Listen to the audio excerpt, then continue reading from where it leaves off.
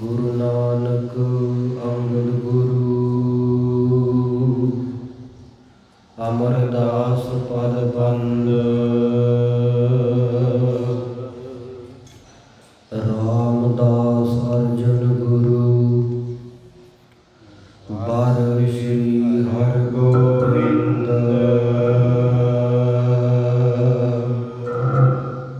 हरि राय हर कृष्ण गुर तेग बहादुर चंद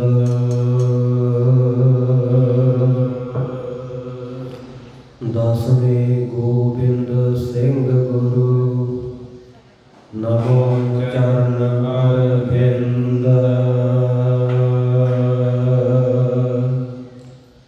एक ओंकार सतगुरु तेह प्रसाद सच होए।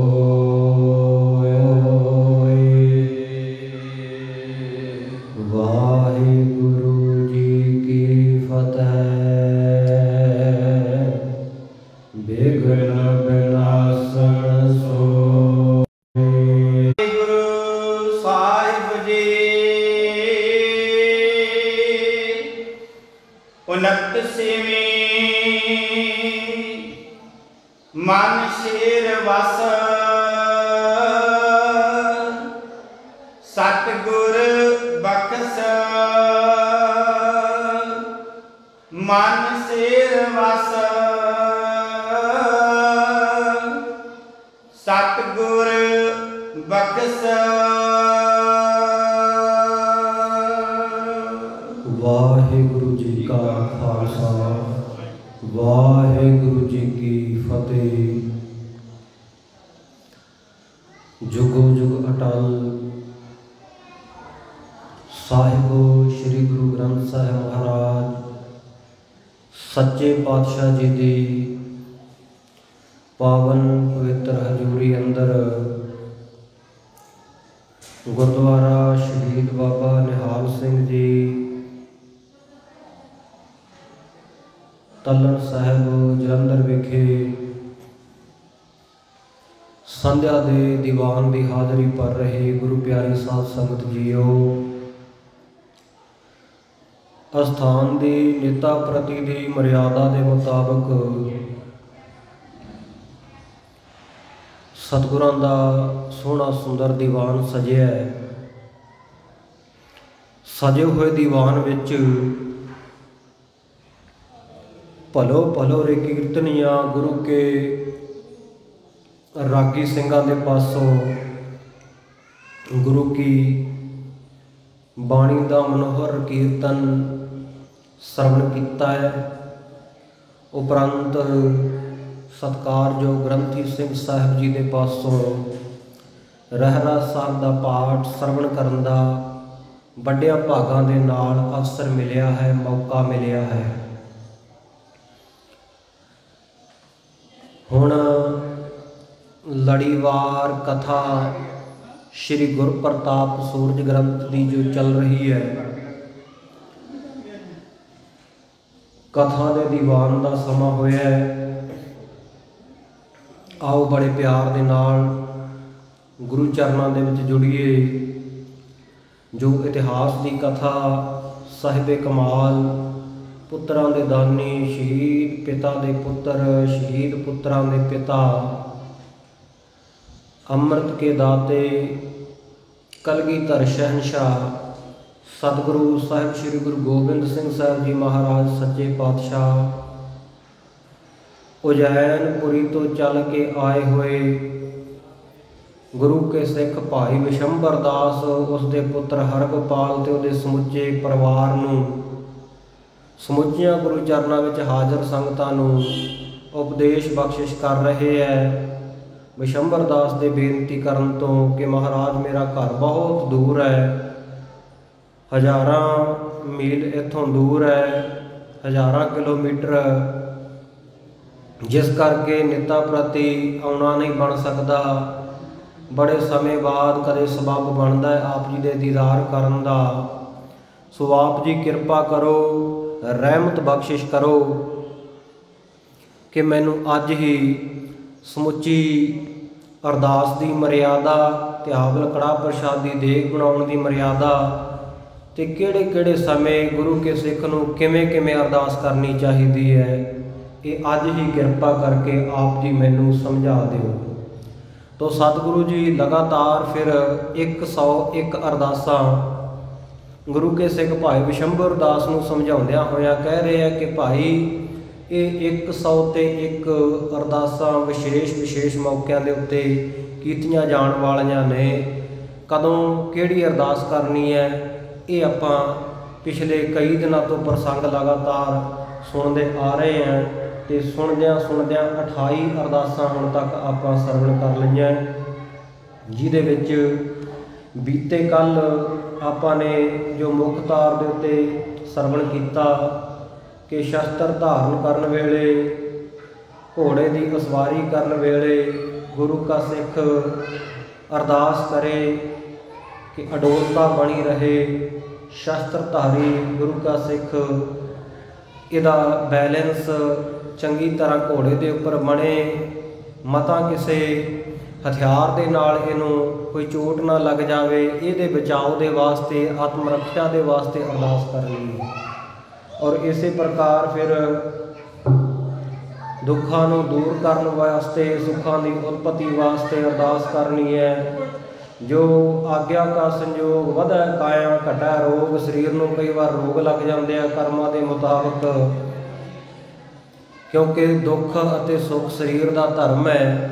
जिमें आप वस्त्र पहनते हैं, अज कोई होर पहने हैं, कल बदल के होर पहन लैने हैं, इस प्रकार साडे शरीर के उत्ते भी कदे दुखां रूपी कपड़ा पहनिया जाता है तो कदे सुखां रूपी है, उहदे हुक्म दे विच ही। सतगुरु जी बाणी विच कहंदे है दुख सुख दोएदार कपड़े पहरे जाए मानुख, ये दोवें कपड़े है, वस्त्र है, मनुख वारी वारी पहनता रहिंदा है। सो इस प्रकार जदों कोई दुख आ जाए, दुखों की निवृत्ति लई, सुखां के प्रकाश के लई, सुखां की उत्पत्ति के लिए सतगुरु के चरणों में अरदास करनी है। जदों कोई मुश्किल का समा ऐसा बन आवे, कुछ सुझे ना, तो वड्डे सत्कारयोग सतगुरां के चरणों में अरदास करनी है कि मिले मंत, मैनू चंगी सलाह मशवरा राय मिल जाए, जिस करके मैं मुसीबत के विचों उभर जावां। इस तरह कोई कार विहार आरंभ करना है तो कामकाज की आरंभता वेले सतगुरु के हजूर अरदास करनी है कि कारज की संपूर्णता होवे। इस तरह बच्चे बच्ची के विआह के समय ये अरदास करनी है कि मेरी बच्ची नूं चंगा वर मिले, जां मेरे बच्चे नूं चंगी वोटी मिल जाए, नूह राणी घर दे विच चंगे संस्कारां वाली आवे, जिस दे नाल सुखां दा प्रकाश होवे, सुखां नूं प्रगट करन वाली होवे। ते नाल ही आपां सरवण कीता सी कि धर्म ग्रंथां दा भी वचन है, आसा इष्ट उपासना खान पान पहरान, तुलसी जाके खट मिले ताहे मिले जान। जदों 6 लक्षण दोवें परिवारां दे, दोवें पति सती दे आपस दे विच मिलदे होणगे तां उस वेले गुरु के प्यारिओ असल मेला होवेगा, असल मिलाप होवेगा। धन फिर यह ना आखी है बहन इकट्ठे होए, एक जोत दोए मूर्ति, धन फिर कही है सोए। इकट्ठे रहिंदे आ, इकट्ठे विचरदे आ, मैरिज हो गई, विआह शादी हो गई, निकाह हो गया, लावा या फेरे हो गए।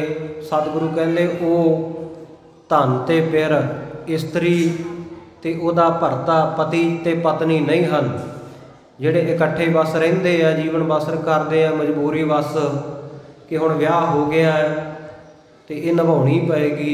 सतगुरु जी कहते एक जोत दोए मूर्ति, मूर्तां वेखण नूं दो लगण, शरीर वेखण नूं दो लगण, पर सोच एक होवे, आसा एक होवे दोवां दी, इष्ट दोवां दा एक होवे। जे दोवें गुरद्वारे जांदे है तो पति भी गुरद्वारे जाण वाला होवे, पत्नी भी गुरद्वारे जाण वाली होवे।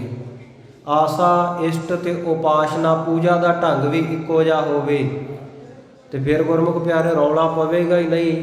तो जे दोवां दा वखरा वखरा गुरु है, वखरे वखरे पूजा के ढंग है,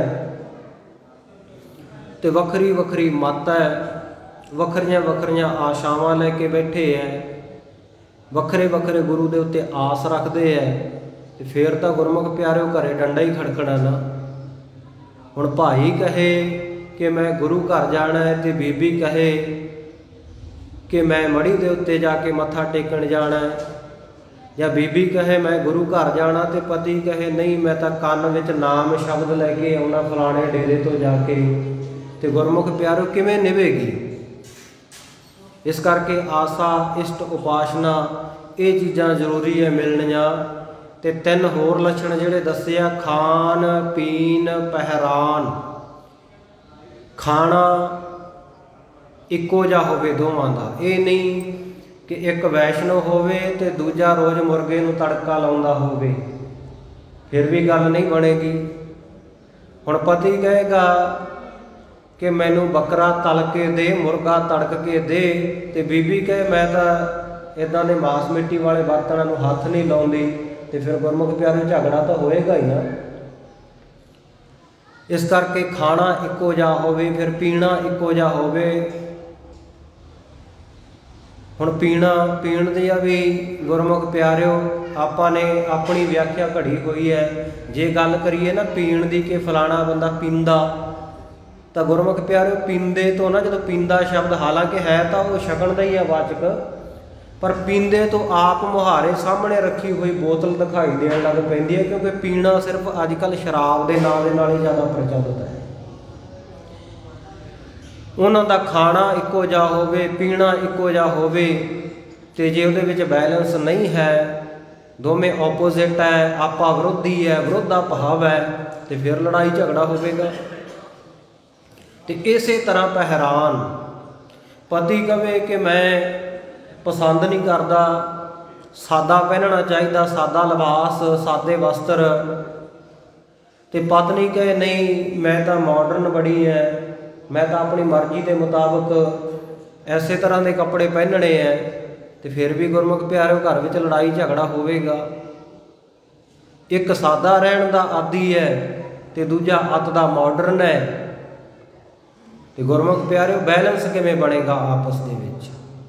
इस करके ये लक्षण मिलने जरूरी है। आसा इष्ट उपासना, खान पान पहरान, तुलसी जाके खट मिले ताहे मिले जान, धन फिर एह न आखिए बहन इकट्ठे होए, एक जोत दोए मूर्ति धन फिर कहिए सोए। ऐसी अरदास सतगुरां दे चरनां विच करनी कि मेरे पुत्र पुत्री नूं, मेरी पुत्री नूं चंगा वर, जा मेरे पुत्र नूं चंगी वहुटी मिले जिहड़ी सुखां दा प्रकाश करन वाली होवे। सो इसे प्रकार जदों कदे सिदक डोलदा दिखे, मन डावाडोल होवे, उस वेले गुरु चरनां दे विच अरदास बेनती करनी कि सतगुरु मेरी भगती पूरी होवे, मेरी सिੱਖੀ सिदक, मेरा सिੱਖੀ सिदक केसां सुआसां संग निभ जावे। क्योंकि कई बार डोल जाता है मन। भाई शुबेग सिंह जी ते भाई शाहबाज सिंह जी जिहड़े बड़े गुरु घर दे शरधावान अनैन सिख सन, दोवें प्याओ ते पुत्र, ते मुगलिया दरबार दे विच पिता सुबेग सिंह नौकरी करदा सी, ते लेखाकार सी जिन्हों आप अकाउंटेंट कह दिंने हैं, हिसाब किताब रखण वाला। तो इहदा पुत्र मौलवी दे कोल पढ़न जाया करे, तो जदों पढ़न जाया करे ना, तो कदे धर्म के किसी विषय के उत्ते बहस हो गई स्टूडेंट की ते टीचर की, मौलवी की ते वो गुरु के सिख भाई सुबेग सिंह के पुत्र शाहबाज सिंह की। तो मौलवी साहब ने जदों ये बहस मुबाहसा होया, इस चीज़ नूं, इस गल नूं अपनी मुछ का सवाल बना लिया कि मेरा विद्यार्थी मेरे अगे बोले, पर दोवें जिहड़े सन विद्यार्थी ते टीचर, मौलवी साहब ते गुरु का सिख, मौलवी साहब ने कोई गल ਗੁਰੂ ਘਰ ਦੇ ਵਿਰੋਧ ਵਿੱਚ ਕਹੀ ਤੇ ਇਹ ਸਿੱਖ ਬਰਦਾਸ਼ਤ ਨਾ ਕਰ ਸਕਿਆ। ਆਪਸ ਦੇ ਵਿੱਚ ਜਦੋਂ ਬਹਿਸ ਹੋ ਗਈ ਤਾਂ ਇਹਨੇ ਸ਼ਿਕਾਇਤ ਕਰ ਦਿੱਤੀ ਰਾਜ ਦਰਬਾਰ ਦੇ ਵਿੱਚ ਕਿ ਇਹ ਸਿੱਖ ਜਿਹੜਾ ਹੈ ਇਹ ਤਾਂ ਬੜਾ ਬਾਗੀ ਹੈ, ਇਹ ਮੁਗਲਿਆ ਹਕੂਮਤ ਦੇ ਔਰ ਇਸਲਾਮ ਦੇ ਵਿਰੁੱਧ ਕੁਫਰ ਤੋਲਦਾ ਹੈ। ਜਦੋਂ ਇਹ ਗੱਲ ਹੋਈ ਕਚਹਿਰੀ ਦੇ ਵਿੱਚ ਪੇਸ਼ੀ ਹੋਈ ਤੇ ਨਾਲ ਹੀ ਆਖਿਆ ਇਹਨੂੰ ਇਹ ਗੱਲਾਂ ਇਹਦਾ ਪਿਤਾ ਸਿਖਾਉਂਦਾ ਹੈ, ਉਹ ਗੁਰੂ ਦਾ ਸਿੱਖ ਹੈ, ਕੱਟੜ ਸਿੱਖ ਹੈ।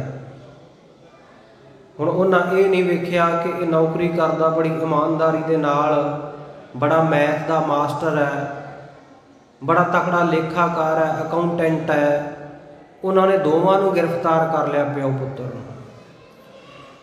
ਤੇ ਪੁਰਾਤਨ ਸਮੇਂ ਵਿੱਚ ਆਮ ਹੀ ਇਹ ਗੱਲ ਸੀ, ਜਦੋਂ ਮੁਗਲਿਆ ਹਕੂਮਤ ਦਾ ਰਾਜ ਸੀ। ਅਸਲ ਦੇ ਵਿੱਚ ਗੁਰਮੁਖ ਪਿਆਰੋ ਇਕੱਲੀ ਮੁਗਲਿਆ ਹਕੂਮਤ ਦੀ ਗੱਲ ਨਹੀਂ, ਹਕੂਮਤ ਕਿਸੇ ਦੀ ਵੀ ਹੋਵੇ, ਬਹੁਤ ਘੱਟ ਐਸੇ ਹੁੰਦੇ ਨੇ ਜਿਹੜੇ ਸਾਰੇ ਧਰਮਾਂ ਨੂੰ ਸਨਮਾਨ ਦੇਣ। ਸ਼ੇਰੇ ਪੰਜਾਬ ਮਹਾਰਾਜਾ ਰਣਜੀਤ ਸਿੰਘ ਵਰਗੇ ਰਾਜੇ ਜਿਹੜੇ ਗੁਰੂ ਕੀ ਭੈ ਭਾਵਨੀ ਵਿੱਚ ਰਹਿਣ ਵਾਲੇ ਹੁੰਦੇ ਆ। ਨਹੀਂ ਤਾਂ ਜਿਸ ਵੀ ਹਕੂਮਤ ਦਾ ਰਾਜ ਹੁੰਦਾ ਹੈ ਤੇ ਉਹ ਰਾਜਾ, ਉਹ ਹਾਕਮ ਜਿਸ ਧਰਮ ਦਾ ਅਨੁਯਾਈ ਹੋਵੇ, ਜਿਸ ਉੱਤੇ ਉਹਨੂੰ ਬਹੁਤੀ ਸ਼ਰਧਾ ਹੋਵੇ ਤੇ ਉਹ ਆਪਣੇ ਧਰਮ ਦਾ ਵਾਧਾ ਕਰਨ ਨੂੰ ਜ਼ਰੂਰ ਲੋਚਦਾ ਹੈ। ਉਹਨੂੰ ਲੱਗਦਾ ਹੈ ਕਿ ਕੋਈ ਸਾਡੇ ਧਰਮ ਤੋਂ ਬਾਹਰ ਨਾ ਰਹਿ ਜਾਵੇ, ਮੈਂ ਉਹਨਾਂ ਨੂੰ ਆਪਣੇ ਧਰਮ ਦੇ ਵਿੱਚ ਲੈ ਆਵਾਂ, ਚਾਹੇ ਪਿਆਰ ਨਾਲ ਆ ਜੇ ਕੋਈ, ਚਾਹੇ ਜ਼ੋਰ ਜ਼ਬਰਦਸਤੀ ਲਿਆਉਣਾ ਪਵੇ। ਤੇ ਆਮ ਆਪਾਂ ਇਹ ਇਸਲਾਮਿਕ ਰਾਜਿਆਂ ਵੇਲੇ ਦਾ ਇਤਿਹਾਸ ਪੜ੍ਹਦੇ ਹਾਂ ਕਿ ਉਹ ਜਬਰੀ ਮੁਸਲਮਾਨ ਬਣਾਇਆ ਕਰਦੇ ਸਨ। ਜਿਵੇਂ ਅੱਜ ਵੀ ਬੜੇ ਲੁਕਵੇਂ ਜਿਹੇ ਤਰੀਕੇ ਦੇ ਨਾਲ ਮੌਜੂਦਾ ਹਕੂਮਤਾਂ ਜਿਹੜੀਆਂ ਉਹ ਬਾਕੀ ਸਾਰੇ ਧਰਮਾਂ ਨੂੰ ਢਾਹ ਲਾਉਣ ਦੇ ਬੜੇ ਯਤਨ ਕਰਦੀਆਂ। ਕੋਈ ਨਾ ਕੋਈ ਤਰੀਕਾ ਇਸ ਤਰ੍ਹਾਂ ਦਾ ਵਰਤਿਆ ਜਾਂਦਾ ਸਮੇਂ-ਸਮੇਂ ਕਿ ਬਾਕੀ ਜਿਹੜੇ ਛੋਟੀ ਗਿਣਤੀ ਵਾਲੇ ਧਰਮ ਹੈ ਇਹਨਾਂ ਨੂੰ ਅਸੀਂ ਆਪਣੀ ਬਹੁ ਗਿਣਤੀ ਦੇ ਵਿੱਚ ਮਿਲਾ ਲਈਏ। ਹਮੇਸ਼ਾ ਇਹ ਸਿੱਧ ਕੀਤਾ ਜਾਂਦਾ ਹੈ ਕਿ ਸਿੱਖ ਕੋਈ ਵੱਖਰੀ ਕੌਮ ਨਹੀਂ ਹੈ, ਇਹ ਤਾਂ ਸਾਡੇ ਵਿੱਚੋਂ ਪੈਦਾ ਹੋਏ ਆ, ਸਾਡਾ ਹੀ ਇੱਕ ਅੰਗ ਹੈ।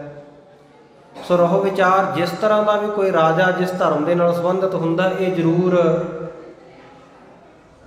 ਉਹਦੀ ਕੋਸ਼ਿਸ਼ ਹੁੰਦੀ ਹੈ, ਉਹ ਯਤਨ ਕਰਦਾ ਹੈ ਕਿ ਆਪਣੇ ਧਰਮ ਦੇ ਵਿੱਚ ਦੂਸਰੇ ਧਰਮ ਵਾਲਿਆਂ ਨੂੰ ਲੈ ਕੇ ਆਉਂਦਾ ਜਾਵੇ, ਤਰੀਕਾ ਕੋਈ ਵੀ ਵਰਤਣਾ ਪਵੇ। ਜਦੋਂ ਇਹਨਾਂ ਦੀ ਪੇਸ਼ੀ ਹੋਈ ਗੁਰੂ ਕੇ ਸਿੱਖਾਂ ਦੀ ਤੇ ਇਹਨਾਂ ਨੂੰ ਆਖਿਆ ਤੁਸੀਂ ਇਸਲਾਮ ਧਾਰਨ ਕਰ ਲਓ, ਤੁਹਾਡੀ ਗੁਸਤਾਖੀ ਨੂੰ ਮਾਫ ਕਰ ਦਿੱਤਾ ਜਾਵੇਗਾ। ਇਹਨਾਂ ਆਖਿਆ ਅਸੀਂ ਗੁਸਤਾਖੀ ਕੀਤੀ ਕੋਈ ਨਹੀਂ, ਤੁਹਾਨੂੰ ਤੁਹਾਡਾ ਧਰਮ ਪਿਆਰਾ ਹੈ, ਸਾਨੂੰ ਸਾਡਾ ਧਰਮ ਪਿਆਰਾ ਹੈ, ਇਸ ਕਰਕੇ ਆਪਾਂ ਇੱਕ ਦੂਜੇ ਦੇ ਨਾਲ ਵਿਰੋਧਾਭਾਸ ਨਾ ਰੱਖੀਏ, ਤੁਸੀਂ ਆਪਣਾ ਕਰਮ ਕਰਦੇ ਰਹੋ, ਅਸੀਂ ਆਪਣਾ ਕਰਮ ਕਰਦੇ ਹਾਂ। ਪਰ ਇਹਨਾਂ ਦੇ ਚੁੱਕੇ ਚੁਕਾਇਆ ਤੇ ਇਹਨਾਂ ਨੂੰ ਮਜਬੂਰ ਕੀਤਾ ਗਿਆ ਕਿ ਤੁਸੀਂ ਇਸਲਾਮ ਧਰਮ ਧਾਰਨ ਕਰ ਲਓ, ਨਹੀਂ ਤਾਂ ਤੁਹਾਨੂੰ ਚਰਖੜੀਆਂ ਦੇ ਉੱਤੇ ਜਿਉਂਦੇ ਘੁਮਾਇਆ ਜਾਵੇਗਾ। ਚਰਖੜੀ ਦੇ ਦੰਦਿਆਂ ਨੇ ਤੁਹਾਡੇ ਸਰੀਰ ਨੂੰ ਪਿੰਜ ਸੁੱਟਣਾ ਹੈ, ਵਿੰਨ ਸੁੱਟਣਾ ਹੈ। ਖੈਰ ਇਹਨਾਂ ਨੂੰ ਇਹ ਜਿਸ ਵੇਲੇ ਸਜ਼ਾ ਸੁਣਾਈ ਗਈ ਤੇ ਜੇਲ੍ਹ ਦੇ ਵਿੱਚ ਦੋਵੇਂ ਪਿਓ ਪੁੱਤਰ ਨੂੰ ਵੱਖਰੇ ਵੱਖਰੇ ਬੰਦ ਰੱਖਿਆ ਗਿਆ ਤਾਂ ਕਿ ਇਕੱਲੇ ਨੂੰ ਅਲੱਗ ਮਨਾਇਆ ਜਾ ਸਕੇ। ਪਿਤਾ ਕੋਲੇ ਜਾ ਕੇ ਇਹ ਕਿਹਾ ਗਿਆ ਕਿ ਤੇਰਾ ਪੁੱਤਰ ਮੰਨ ਗਿਆ ਇਸਲਾਮ ਧਾਰਨ ਕਰਨ ਨੂੰ, ਤੇ ਪੁੱਤਰ ਕੋਲੇ ਜਾ ਕੇ ਕਿਹਾ ਗਿਆ ਤੇਰਾ ਪਿਤਾ ਮੰਨ ਗਿਆ, ਵੀ ਤੂੰ ਐਵੇਂ ਹੱਠ ਨਾ ਕਰ, ਜਿੱਦ ਨਾ ਕਰ, ਆਪਣੀ ਜਾਨ ਨਾ ਗਵਾ। ਤਾਂ ਉਸ ਵੇਲੇ ਕਈ ਇਤਿਹਾਸਕਾਰਾਂ ਨੇ ਐਸਾ ਵੀ ਲਿਖਿਆ ਕਿ ਸੱਚਮੁੱਚ ਹੀ ਭਾਈ ਸ਼ਹਬਾਜ਼ ਸਿੰਘ ਦਾ ਮਨ ਇੱਕ ਵਾਰੀ ਡੋਲ ਗਿਆ। ਜਦੋਂ ਆਖਿਆ ਨਾ ਕਿ ਤੇਰਾ ਪਿਤਾ ਮੰਨ ਗਿਆ ਤਾਂ ਉਹਨੇ ਆਖਿਆ ਮੇਰਾ ਪਿਤਾ ਇੰਨਾ ਵੱਡਾ ਸਿੱਖ, ਗੁਰੂ ਦਾ ਸ਼ਰਧਾਵਾਨ ਸਿੱਖ, ਜੇ ਉਹਨੂੰ ਕੋਈ ਆਪੱਤੀ ਨਹੀਂ, ਉਹਨੂੰ ਕੋਈ ਪ੍ਰੋਬਲਮ ਨਹੀਂ, ਉਹਨੂੰ ਕੋਈ ਸਮੱਸਿਆ ਨਹੀਂ ਇਸਲਾਮ ਵਿੱਚ ਆਉਣ ਦੀ, ਤਾਂ ਮੈਂ ਵੀ ਮੰਨ ਜਾਂਦਾ, ਮੈਂ ਆਪਣੇ ਪਿਤਾ ਤੋਂ ਬਾਹਰ ਥੋੜ੍ਹਾ ਚੱਲਾਂਗਾ। ਤਾਂ ਉਹਨੇ ਕਹਿੰਦੇ ਨੇ ਕਿ ਹਾਂ ਕਰ ਦਿੱਤੀ। ਤੇ ਜਿਸ ਵੇਲੇ ਆ ਕੇ ਪਿਤਾ ਨੂੰ ਦੱਸਿਆ ਕਿ ਤੇਰਾ ਪੁੱਤਰ ਇਸ ਪ੍ਰਕਾਰ ਮੰਨ ਗਿਆ ਤੇ ਉਸ ਵੇਲੇ ਪਿਤਾ ਨੇ ਆਖਿਆ ਕਿ ਮੈਂ ਆਪਣੇ ਪੁੱਤਰ ਨੂੰ ਇੱਕ ਵਾਰੀ ਮਿਲਣਾ ਚਾਹੁੰਦਾ। ਤਾਂ ਉਸ ਵੇਲੇ ਆਪਣੇ ਪੁੱਤਰ ਨੂੰ ਸਾਹਮਣੇ ਬਿਠਾਇਆ। ਬ੍ਰਹਮ ਗਿਆਨੀ ਸਿੱਖ ਸੀ, ਕਹਿੰਦੇ ਉਹਨੇ ਮੱਥੇ ਦੇ ਲੇਖ ਪੜ੍ਹ ਲਏ ਕਿ ਮੱਥੇ ਦਾ ਕੋਈ ਨਾ ਮਸਤਕ ਦਾ ਮਾੜਾ ਕਰਮ ਸਾਹਮਣੇ ਆਇਆ ਹੋਇਆ, ਜਿਸ ਕਰਕੇ ਇਹਦੇ ਮਨ ਵਿੱਚ ਇੱਦਾਂ ਦਾ ਵਿਚਾਰ ਪੈਦਾ ਹੋ ਗਿਆ। ਤਾਂ ਉਸ ਵੇਲੇ ਮਨ ਦੇ ਵਿੱਚ ਇਹ ਵਿਚਾਰ ਆਇਆ ਕਿ ਕਿਸੇ ਗੁਰੂ ਕੇ ਬ੍ਰਹਮ ਗਿਆਨੀ ਸਿੱਖ ਦੇ ਚਰਨਾਂ ਦੀ ਧੂੜੀ ਮਿਲ ਜਾਵੇ, ਮਸਤਕ ਨੂੰ ਲੱਗ ਜਾਵੇ। ਤੇ ਗੁਰਬਾਣੀ ਦਾ ਵਚਨ ਹੈ, ਧੂੜੀ ਲੇਖ ਮਿਟਾਇਆ। ਧੂੜੀ ਲੇਖਾਂ ਨੂੰ ਮੇਟ ਦਿੰਦੀ ਹੈ, ਪੁੱਠੇ ਕਰਮਾਂ ਨੂੰ ਸਿੱਧੇ ਕਰ ਦਿੰਦੀ ਹੈ। ਉਪੁਸ਼ਟ ਬਾਤ ਤੇ ਭਈ ਸੀਧਰੀ, ਪੁੱਠੀ ਗੱਲ ਤੋਂ ਸਿੱਧੀ ਗੱਲ ਬਣ ਜਾਂਦੀ ਹੈ। ਤਾਂ ਉਸ ਵੇਲੇ ਸੋਚਿਆ ਹੁਣ ਇਸ ਵੇਲੇ ਕਿਹੜਾ ਸੰਤ ਲੱਭਾਂ, ਕਿਹੜਾ ਗੁਰੂ ਕਾ ਸਿੱਖ ਲੱਭਾਂ, ਮੈਂ ਤਾਂ ਕੈਦ ਵਿੱਚ ਹੈ। ਫਿਰ ਉਸ ਵੇਲੇ ਆਪਣੇ ਆਪ ਨੂੰ ਗੁਰੂ ਦਾ ਨਾਮ ਧਾਰੀਕ ਸਿੱਖ ਜਾਣ ਕੇ ਅਰਦਾਸ ਕੀਤੀ, ਮਹਾਰਾਜ ਸੱਚੇ ਪਾਤਸ਼ਾਹ ਹੋਰ ਕੋਈ ਤੁਹਾਡਾ ਸਿੱਖ ਮੈਨੂੰ ਨਜ਼ਰ ਨਹੀਂ ਆ ਰਿਹਾ, ਤੇ ਹੁਣ ਆਪ ਜੀ ਮੈਨੂੰ ਖਿਮਾ ਬਖਸ਼ਿਓ। ਮਨ ਵਿੱਚ ਨਿਮਰਤਾ ਧਾਰਨ ਕੀਤੀ, ਮਹਾਰਾਜ ਮੈਂ ਬ੍ਰਹਮ ਗਿਆਨੀ ਤਾਂ ਨਹੀਂ ਹਾਂ, ਆਪ ਜੀ ਦਾ ਸੰਤ ਤਾਂ ਨਹੀਂ ਹਾਂ, ਤੁਹਾਡਾ ਅਦਨਾ ਜਿਹਾ ਸੇਵਕ ਹੈ।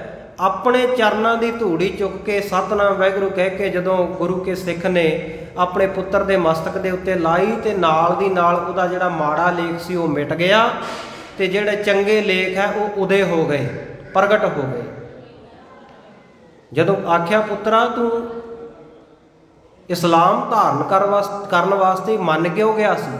ਆਖਿਆ ਨਹੀਂ ਪਿਤਾ ਜੀ, ਕੌਣ ਕਹਿੰਦਾ, ਮੈਂ ਨਹੀਂ ਮੰਨਿਆ, ਇਹਨਾਂ ਨੇ ਤਾਂ ਮੈਨੂੰ ਐਵੇਂ ਭੁਲੇਖਾ ਪਾਇਆ ਆ ਕੇ, ਤੇ ਮੈਂ ਨਹੀਂ ਮੰਨਿਆ ਇਸ ਗੱਲ ਤੇ, ਨਾ ਹੀ ਮੈਂ ਮੰਨਾਂਗਾ। ਆਪਾਂ ਗੁਰੂ ਕੇ ਸ਼ਰਧਾ ਭਾਵਨਾ ਵਾਲੇ ਸਿੱਖ ਗੁਰੂ ਕੀ ਸਿੱਖੀ ਨੂੰ ਵੱਟਾ ਥੋੜ੍ਹਾ ਹੀ ਲਾਉਣਾ। ਤਾਂ ਉਸ ਵੇਲੇ ਇਹ ਜਿਹੜੇ ਮਾੜੇ ਲੇਖ ਨਾ ਗੁਰੂ ਚਰਨਾਂ ਵਿੱਚ ਅਰਦਾਸ ਕਰਨੇ ਕਰਕੇ ਸਿੱਧੇ ਹੋ ਗਏ ਸਨ।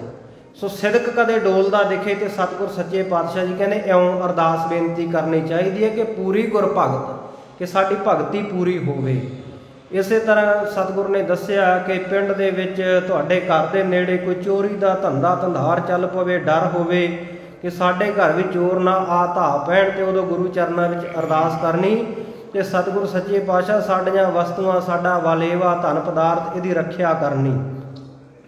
ਇਸੇ ਤਰ੍ਹਾਂ ਰਾਜੇ ਦਾ ਮਲਾਪ ਕਿਸੇ ਮੰਤਰੀ ਸੰਤਰੀ ਨੂੰ, ਕਿਸੇ ਰਾਜਨੀਤਿਕ ਨੂੰ ਮਿਲਣ ਜਾਣਾ, ਉੱਥੇ ਬੇਨਤੀ ਕਰਨੀ ਸਤਿਗੁਰੂ ਜੀ ਆਪ ਸਹਾਇਤਾ ਕਰਿਓ, ਮੇਰਾ ਪ੍ਰਭਾਵ ਚੰਗਾ ਪਵੇ ਉਹ ਰਾਜੇ ਦੇ ਉੱਤੇ, ਤੇ ਜਿਸ ਕਾਰਜ ਦੇ ਮੈਂ ਲੈ ਜਾ ਰਿਹਾ ਉਹਨੂੰ ਉਹ ਪਹਿਲੇ ਬੋਲ ਹੀ ਮੰਨ ਜਾਵੇ, ਪਹਿਲਾ ਵਚਨ ਕਰਨ ਦੇ ਨਾਲ ਹੀ ਉਹਦੇ ਹਾਂ ਮੇਰੀ ਹਾਂ ਵਿੱਚ ਹਾਂ ਮਿਲਾ ਦੇਵੇ। ਇਸੇ ਤਰ੍ਹਾਂ ਸਤਿਗੁਰ ਪਾਵੈ ਮੇਘ ਦੁਰ ਭਿਖ ਬੇਮੁਖ ਗਹੀ ਨਮੇਖ, ਜੇ ਕਿਤੇ ਰੱਤੀ ਮਾਤਰ ਵੀ ਮਨ ਵਿੱਚ ਬੇਮੁਖ ਤੇ ਆਵੇ ਕਿ ਭੁੱਖਮਰੀ ਫੈਲ ਗਈ ਹੈ, ਕਾਲ ਪਿਆ ਹੋਇਆ, ਤਾਂ ਅਰਦਾਸ ਕਰੇ ਕਿ ਸਤਿਗੁਰੂ ਸੱਚੇ ਪਾਤਸ਼ਾਹ ਜੀ ਬਾਰਿਸ਼ ਪਾ ਦਿਓ, ਮੀਂਹ ਪਾ ਦਿਓ, ਤਾਂ ਕਿ ਖੇਤੀ ਹਰੀ ਭਰੀ ਹੋਵੇ, ਅੰਨ ਧਨ ਬਹੁਤਾ ਉਪਜੈ, ਤਾਂ ਇਸ ਪ੍ਰਕਾਰ ਜਿਹੜਾ ਕਾਲ ਦਾ ਨਾਸ਼ ਹੋਵੇ।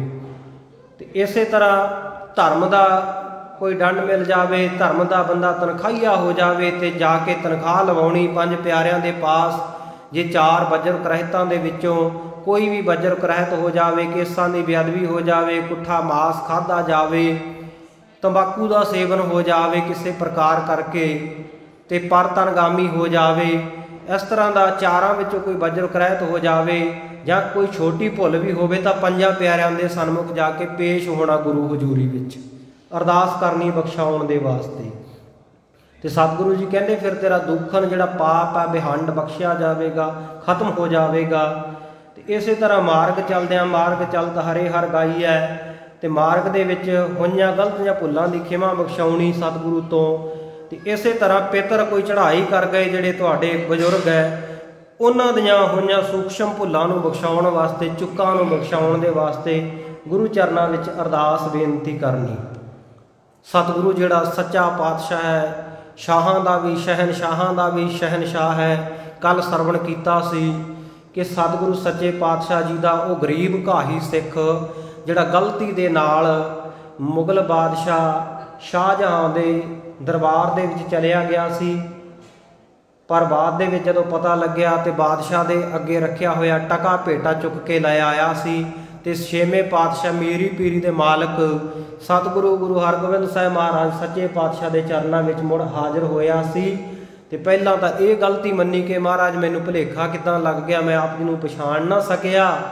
ਤੇ ਫਿਰ ਮਹਾਰਾਜ ਦੇ ਚਰਨਾਂ ਵਿੱਚ ਬੇਨਤੀ ਕੀਤੀ ਕਿ ਮੇਰਾ ਜਨਮ ਮਰਨ ਕੱਟ ਦਿਓ। ਇਸ ਪ੍ਰਕਾਰ ਅਰਦਾਸਾਂ ਬੇਨਤੀਆਂ ਗੁਰੂ ਕੇ ਸਿੱਖ ਨੇ ਜੋ ਸਰਵਣ ਕੀਤੀਆਂ ਹਨ, ਸਤਿਗੁਰੂ ਸੱਚੇ ਪਾਤਸ਼ਾਹ ਦੱਸ ਰਹੇ ਹਨ। ਅੱਜ 29ਵੀਂ ਅਰਦਾਸ ਸਤਿਗੁਰੂ ਸੱਚੇ ਪਾਤਸ਼ਾਹ ਜਿਵੇਂ ਭਾਈ ਵਿਸ਼ੰਬਰ ਦਾਸ ਨੂੰ ਉਪਦੇਸ਼ ਬਖਸ਼ਿਸ਼ ਕਰ ਰਹੇ ਹਨ। ਆਓ ਪਿਆਰ ਦੇ ਨਾਲ ਸਰਵਣ ਕਰੀਏ ਜੀ। ਵਾਹਿਗੁਰੂ ਜੀ। 29ਵੀਂ ਮਨ ਸੇਰ ਵਸ ਸਤਿਗੁਰ ਬਖਸ਼। ਮਨ ਜਿਹੜਾ ਇਹ ਜੰਗਲੀ ਖੂੰਖਾਰ ਜਾਨਵਰ ਦੀ ਤਰ੍ਹਾਂ ਹੈ, ਸ਼ੇਰ ਦੀ ਤਰ੍ਹਾਂ ਹੈ। ਇਹਦਾ ਪਤਾ ਨਹੀਂ ਕਦੋਂ ਕਿਹੜੇ ਪਾਸੇ ਨੂੰ ਧਾ ਪਵੇ, ਕਿਹੜੇ ਪਾਸੇ ਨੂੰ ਹੱਲਾ ਬੋਲ ਦੇਵੇ। ਗੁਰਬਾਣੀ ਦਾ ਵਚਨ ਹੈ, ਮਨ ਖੁਟਹਰ ਤੇਰਾ ਨਹੀਂ ਵਿਸਾਸਾ, ਤੂੰ ਮਹਾ ਉਦਮਾਦਾ, ਖਰ ਕਾ ਪੈਖਰ ਤਉ ਛੁੱਟੈ ਜਾਂ ਉੱਪਰ ਲਾਦਾ। ਖਰ ਨਾਮ ਹੈ ਖੋਤੇ ਦਾ, ਗਧੇ ਦਾ। ਕਹਿੰਦੇ ਖੋਤੇ ਦੀ ਤਰ੍ਹਾਂ ਇਹ ਮਨ ਜੇ ਵਿਹਲਾ ਛੱਡ ਦਈਏ ਤੇ ਦੁਲੱਤੇ ਮਾਰਦਾ ਰਹਿੰਦਾ, ਇੱਧਰ ਉੱਧਰ ਮੂੰਹ ਮਾਰਦਾ ਰਹਿੰਦਾ, ਜਿਵੇਂ ਖੋਤੇ ਨੂੰ ਵਿਹਲਾ ਛੱਡਿਆ ਹੋਵੇ। ਤੇ ਜੇ ਭਾਰ ਲੱਦਿਆ ਹੋਵੇ ਨਾ ਉਹਦੇ ਤੇ ਐਨ ਫਿਰ ਜਿੱਥੇ ਜਾ ਕੇ ਖੜਨਾ ਆਪਣੀ ਜਗ੍ਹਾ ਤੇ ਜਾ ਕੇ ਖੜਦਾ। ਇਸੇ ਤਰ੍ਹਾਂ ਕਹਿੰਦੇ ਵਿਹਲਾ ਮਨ ਸ਼ੈਤਾਨ ਦਾ ਘਰ ਹੁੰਦਾ ਹੈ। ਇਹ ਵਸ ਦੇ ਵਿੱਚ ਨਹੀਂ ਰਹਿੰਦਾ, ਇਹ ਕਦੇ ਕਿਸੇ ਪਾਸੇ ਕਦੇ ਕਿਸੇ ਪਾਸੇ ਦੌੜਦਾ ਹੈ, ਭੱਜਦਾ। ਲੋਭੀ ਜੀਅਰਾ ਥਿਰ ਨਾ ਰਹਿਤ ਹੈ, ਚਾਰੇ ਕੁੰਟਾਂ ਭਾਲੇ। ਇਹ ਚਾਰੇ ਦਿਸ਼ਾਵਾਂ ਦੇ ਵਿੱਚ ਕਦੇ ਕਿਧਰੇ ਤੇ ਕਦੇ ਕਿਧਰੇ। ਕਬਹੂ ਜੀਅੜਾ ਊਬ ਚੜ੍ਹਤ ਹੈ, ਕਬਹੂ ਜਾਏ ਪਾਇਆਲੇ। ਕਦੇ ਤਾਂ ਆਕਾਸ਼ ਤੇ ਚੜ੍ਹ ਜਾਂਦਾ ਹੈ, ਕਦੇ ਪਤਾਲ ਵਿੱਚ ਚਲਿਆ ਜਾਂਦਾ ਹੈ। ਪਤਾ ਨਹੀਂ ਕਿਸ ਕਿਸ ਤਰ੍ਹਾਂ ਦੇ ਇਹਦੇ ਮਨ ਦੇ ਵਿੱਚ ਵਿਚਾਰ ਆਉਂਦੇ ਰਹਿੰਦੇ ਆ ਮਨੁੱਖ ਦੇ। ਇਸ ਕਰਕੇ ਇਹ ਮਨ ਨੂੰ ਵਸ ਕਰਨ ਦੇ ਲਈ ਗੁਰੂ ਚਰਨਾਂ ਵਿੱਚ ਗੁਰੂ ਕਾ ਸਿੱਖ ਅਰਦਾਸ ਕਰੇ। ਮਨ ਕੀ ਹੈ ਗੁਰਮੁਖ ਪਿਆਰਿਓ?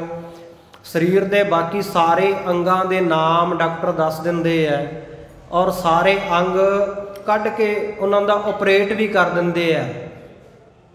ਪਰ ਕਦੇ ਕਿਸੇ ਨੇ ਸਰੀਰ ਦੇ ਵਿੱਚ ਮਨ ਵੇਖਿਆ ਭਾਈ? ਸਤਿਗੁਰ ਸੱਚੇ ਪਾਤਸ਼ਾਹ ਜੀ ਤਾਂ ਕਹਿੰਦੇ ਸਨ ਕਾਦਿਕ ਨਾਰਦ ਮੁਨ ਸਿੱਖਾ, ਤਿਨ ਪੀ ਤਨ ਮੈਂ ਮਨ ਨਹੀਂ ਪੇਖਾ। ਕਹਿੰਦੇ ਆਮ ਬੰਦੇ ਦੀ ਗੱਲ ਛੱਡੋ, ਜਿਹੜੇ ਸਨਕ ਸਨੰਦਨ ਸੰਤ ਕੁਮਾਰ ਨਾਰਦ ਮੁਨੀ ਵਰਗੇ ਬ੍ਰਹਮਾ ਦੇ ਪੁੱਤਰ ਹੈ, ਜਿਸ ਬ੍ਰਹਮਾ ਨੇ ਕਹਿੰਦੇ ਨੇ ਸ੍ਰਿਸ਼ਟੀ ਪੈਦਾ ਕੀਤੀ ਹੈ, ਜਿਹਦੀ ਡਿਊਟੀ ਲੱਗੀ ਆ ਅਕਾਲ ਪੁਰਖ ਵਾਹਿਗੁਰੂ ਵੱਲੋਂ ਉਤਪਤੀ ਦੀ, ਜੀਵਾਂ ਦੀ ਉਤਪਤੀ ਦੀ, ਉਹਦੇ ਪੁੱਤਰਾਂ ਨੇ ਵੀ ਐਡੇ ਐਡੇ ਰਿਸ਼ੀਆਂ ਨੇ ਵੀ ਇਹ ਸਰੀਰ ਦੇ ਵਿੱਚ ਮਨ ਨਹੀਂ ਵੇਖਿਆ। ਤੇ ਆਮ ਬੰਦਾ ਕਿਵੇਂ ਵੇਖ ਸਕਦਾ? ਮਨ ਕੀ ਹੈ? ਜੇ ਆਪਾਂ ਮਨ ਦੀ ਪਰਿਭਾਸ਼ਾ ਪੜ੍ਹਨੀ ਹੋਵੇ ਤੇ ਧਰਮ ਗ੍ਰੰਥ ਵੇਦਾਂਤ ਦੇ ਵਿੱਚ, ਵੇਦਾਂਤ ਸ਼ਾਸਤਰ ਦੇ ਵਿੱਚ ਲਿਖਿਆ ਹੈ ਕਿ ਸੰਕਲਪੋ ਵਿਕਲਪੋ ਹੀ ਮਨੰ। ਜਿਹੜੇ ਸੰਕਲਪ ਤੇ ਵਿਕਲਪ ਹੈ, ਕੋਈ ਸੰਕਲਪ ਕਰ ਲੈਣਾ ਕਿ ਮੈਂ ਆਹ ਕਰਨਾ ਚਾਹੁੰਦਾ, ਆਹ ਕਰਨਾ, ਫਿਰ ਉਹਦਾ ਵਿਕਲਪ ਲੱਭਣ ਲੱਗ ਪੈਂਦਾ। ਜੇ ਇੱਦਾਂ ਨਹੀਂ ਤਾਂ ਇੱਦਾਂ ਦੀ ਆਪਸ਼ਨ ਹੋਵੇ। ਇਹ ਜਿਹੜਾ ਵਿਚਾਰਾਂ ਦਾ ਸੰਗ੍ਰਹਿ ਆ ਨਾ, ਇਹਨੂੰ ਮਨ ਕਿਹਾ ਜਾਂਦਾ ਹੈ। ਮਨ ਕੋਈ ਸਰੀਰ ਦਾ ਅੰਗ ਨਹੀਂ। ਸੰਕਲਪ ਤੇ ਵਿਕਲਪ ਇਹ ਸਾਰੇ ਫੁਰਨਿਆਂ ਦਾ ਜਿਹੜਾ ਸਮੂਹ ਹੈ, ਇਹਨੂੰ ਮਨ ਕਿਹਾ ਜਾਂਦਾ ਹੈ। ਜਿਹਨੂੰ ਆਪਾਂ ਕਹਿੰਦੇ ਹਾਂ ਜੀ ਮੇਰਾ ਮਨ ਮੰਨ ਗਿਆ ਜਾਂ ਮੇਰਾ ਮਨ ਨਹੀਂ ਮੰਨਦਾ। ਇਹ ਸੰਕਲਪਾਂ ਤੇ ਵਿਕਲਪਾਂ ਦਾ ਜਿਹੜਾ ਸਮੂਹ ਹੈ ਉਹਨੂੰ ਮਨ ਆਖਿਆ ਜਾਂਦਾ। ਤੇ ਇਹ ਮਨ ਜਿਹੜਾ ਹੈ ਬੜਾ ਖੋਟਾ। ਸਤਿਗੁਰੂ ਕਹਿੰਦੇ ਮਨ ਖੁਟਹਰ ਤੇਰਾ ਨਹੀਂ ਵਿਸਾਸਾ, ਤੇਰਾ ਯਕੀਨ ਹੀ ਨਹੀਂ ਕੀਤਾ ਜਾ ਸਕਦਾ। ਤੂੰ ਮਹਾ ਉਦਮਾਦਾ, ਖਰਕਾ ਪੈਖਰ ਤਉ ਛੁੱਟੈ ਜਾਂ ਉੱਪਰ ਲਾਦਾ। ਤੂੰ ਤਾਂ ਬੜਾ ਮਦਮਸਤ ਹੈ। ਕਿਵੇਂ ਇਹ ਮਨ ਨੂੰ ਵਸ ਦੇ ਵਿੱਚ ਕਰੀਏ? ਵੇਦਾਂਤ ਸ਼ਾਸਤਰ ਦੇ ਜਦੋਂ ਛੋਟੇ ਗ੍ਰੰਥ ਪੜ੍ਹਾਏ ਜਾਂਦੇ ਆ ਨਾ ਸੰਪਰਦਾਵਾਂ ਦੇ ਵਿੱਚ, ਦਮਦਮੀ ਟਕਸਾਲ ਦੇ ਵਿੱਚ, ਜਾਂ ਨਿਰਮਲੇ ਮਹਾਂਪੁਰਖ ਜਦੋਂ ਵਿੱਦਿਆ ਪੜ੍ਹਾਉਂਦੇ ਆ ਕਥਾ ਦੀ ਸ਼ੁਰੂਆਤ ਵੇਲੇ, ਤੇ ਵੇਦਾਂਤ ਸ਼ਾਸਤਰ ਦੇ ਜਿਹੜੇ ਗ੍ਰੰਥ ਪੜ੍ਹਾਏ ਜਾਂਦੇ ਆ ਉਹਨਾਂ ਦੇ ਵਿੱਚ ਇੱਕ ਗ੍ਰੰਥ ਹੈ ਵਿਚਾਰ ਮਾਲਾ, ਜਿਹਦੇ ਨਾਮ ਤੋਂ ਸਪਸ਼ਟ ਹੈ ਕਿ ਸ਼ੁਭ ਵਿਚਾਰਾਂ ਦੀ ਇੱਕ ਮਾਲਾ ਪਰੋਈ ਹੋਈ ਹੈ। ਉਹ ਇੱਕ ਗ੍ਰੰਥ ਰਚਿਆ ਹੋਇਆ ਹੈ ਤੇ ਉਹਦੇ ਲੇਖਕ ਹੋਏ ਹੈ ਮਹਾਪੁਰਸ਼ ਅਨਾਥ ਕਵੀ ਜੀ, ਅਨਾਥ ਜੀ। ਸੋ ਉਹਨਾਂ ਮਹਾਂਪੁਰਖਾਂ ਨੇ ਮਨ ਦੀ ਬਾਬਤ ਵਿਚਾਰ ਮਾਲਾ ਨਾਮ ਦੇ ਇਸ ਗ੍ਰੰਥ ਦੇ ਵਿੱਚ ਇੱਕ ਸ਼ਲੋਕ ਲਿਖਿਆ। ਉਹ ਕਹਿੰਦੇ ਨੇ ਚਲ ਦਲ ਪੱਤਰ ਪਤਾਕ ਪਟ ਦਾਮਨ ਕਛਪ ਮਾਤ ਭੂਤ ਦੀਪ ਦੀਪਕ ਸਿਖਾ ਯਉ ਮਨ ਬਿਰਤ ਅਨਾਥ। ਮਨ ਦੀ ਬਿਰਤੀ ਦੱਸੀ ਆ ਉਹਨਾਂ ਨੇ, ਮਨ ਦੀ ਅਵਸਥਾ ਦੱਸੀ ਆ ਕਿ ਮਨ ਕਿਹੋ ਜਿਹਾ ਹੈ, ਮਨ ਕਿਵੇਂ ਭੱਜਦਾ ਦੌੜਦਾ ਰਹਿੰਦਾ ਹੈ। ਉਹ ਕਹਿੰਦੇ ਚਲ ਦਲ ਨਾਮ ਹੈ ਪਿੱਪਲ ਦਾ। ਪਿੱਪਲ ਦਾ ਜਿਹੜਾ ਕਰੂੰਬਲੀ ਵਾਲਾ ਪੱਤਾ ਹੁੰਦਾ ਨਾ, ਉਹ ਹਮੇਸ਼ਾ ਹਵਾ ਦੇ ਹਲਕੇ ਵੇਗ ਦੇ ਨਾਲ ਵੀ ਹਿਲਦਾ ਰਹਿੰਦਾ, ਕਦੇ ਟਿਕਦਾ ਨਹੀਂ ਇੱਕ ਜਗ੍ਹਾ ਤੇ। ਇਸੇ ਤਰ੍ਹਾਂ ਕਹਿੰਦੇ ਮਨ ਉਹ ਵੀ ਨਹੀਂ ਟਿਕਦਾ। ਚਲ ਦਲ ਪੱਤਰ, ਪਿੱਪਲ ਦਾ ਪੱਤਾ, ਪਤਾਕ ਪਟ, ਪਤਾਕ ਨਾਮ ਹੈ ਝੰਡੇ ਦਾ, ਪਟ ਨਾਮ ਹੈ ਕੱਪੜੇ ਦਾ।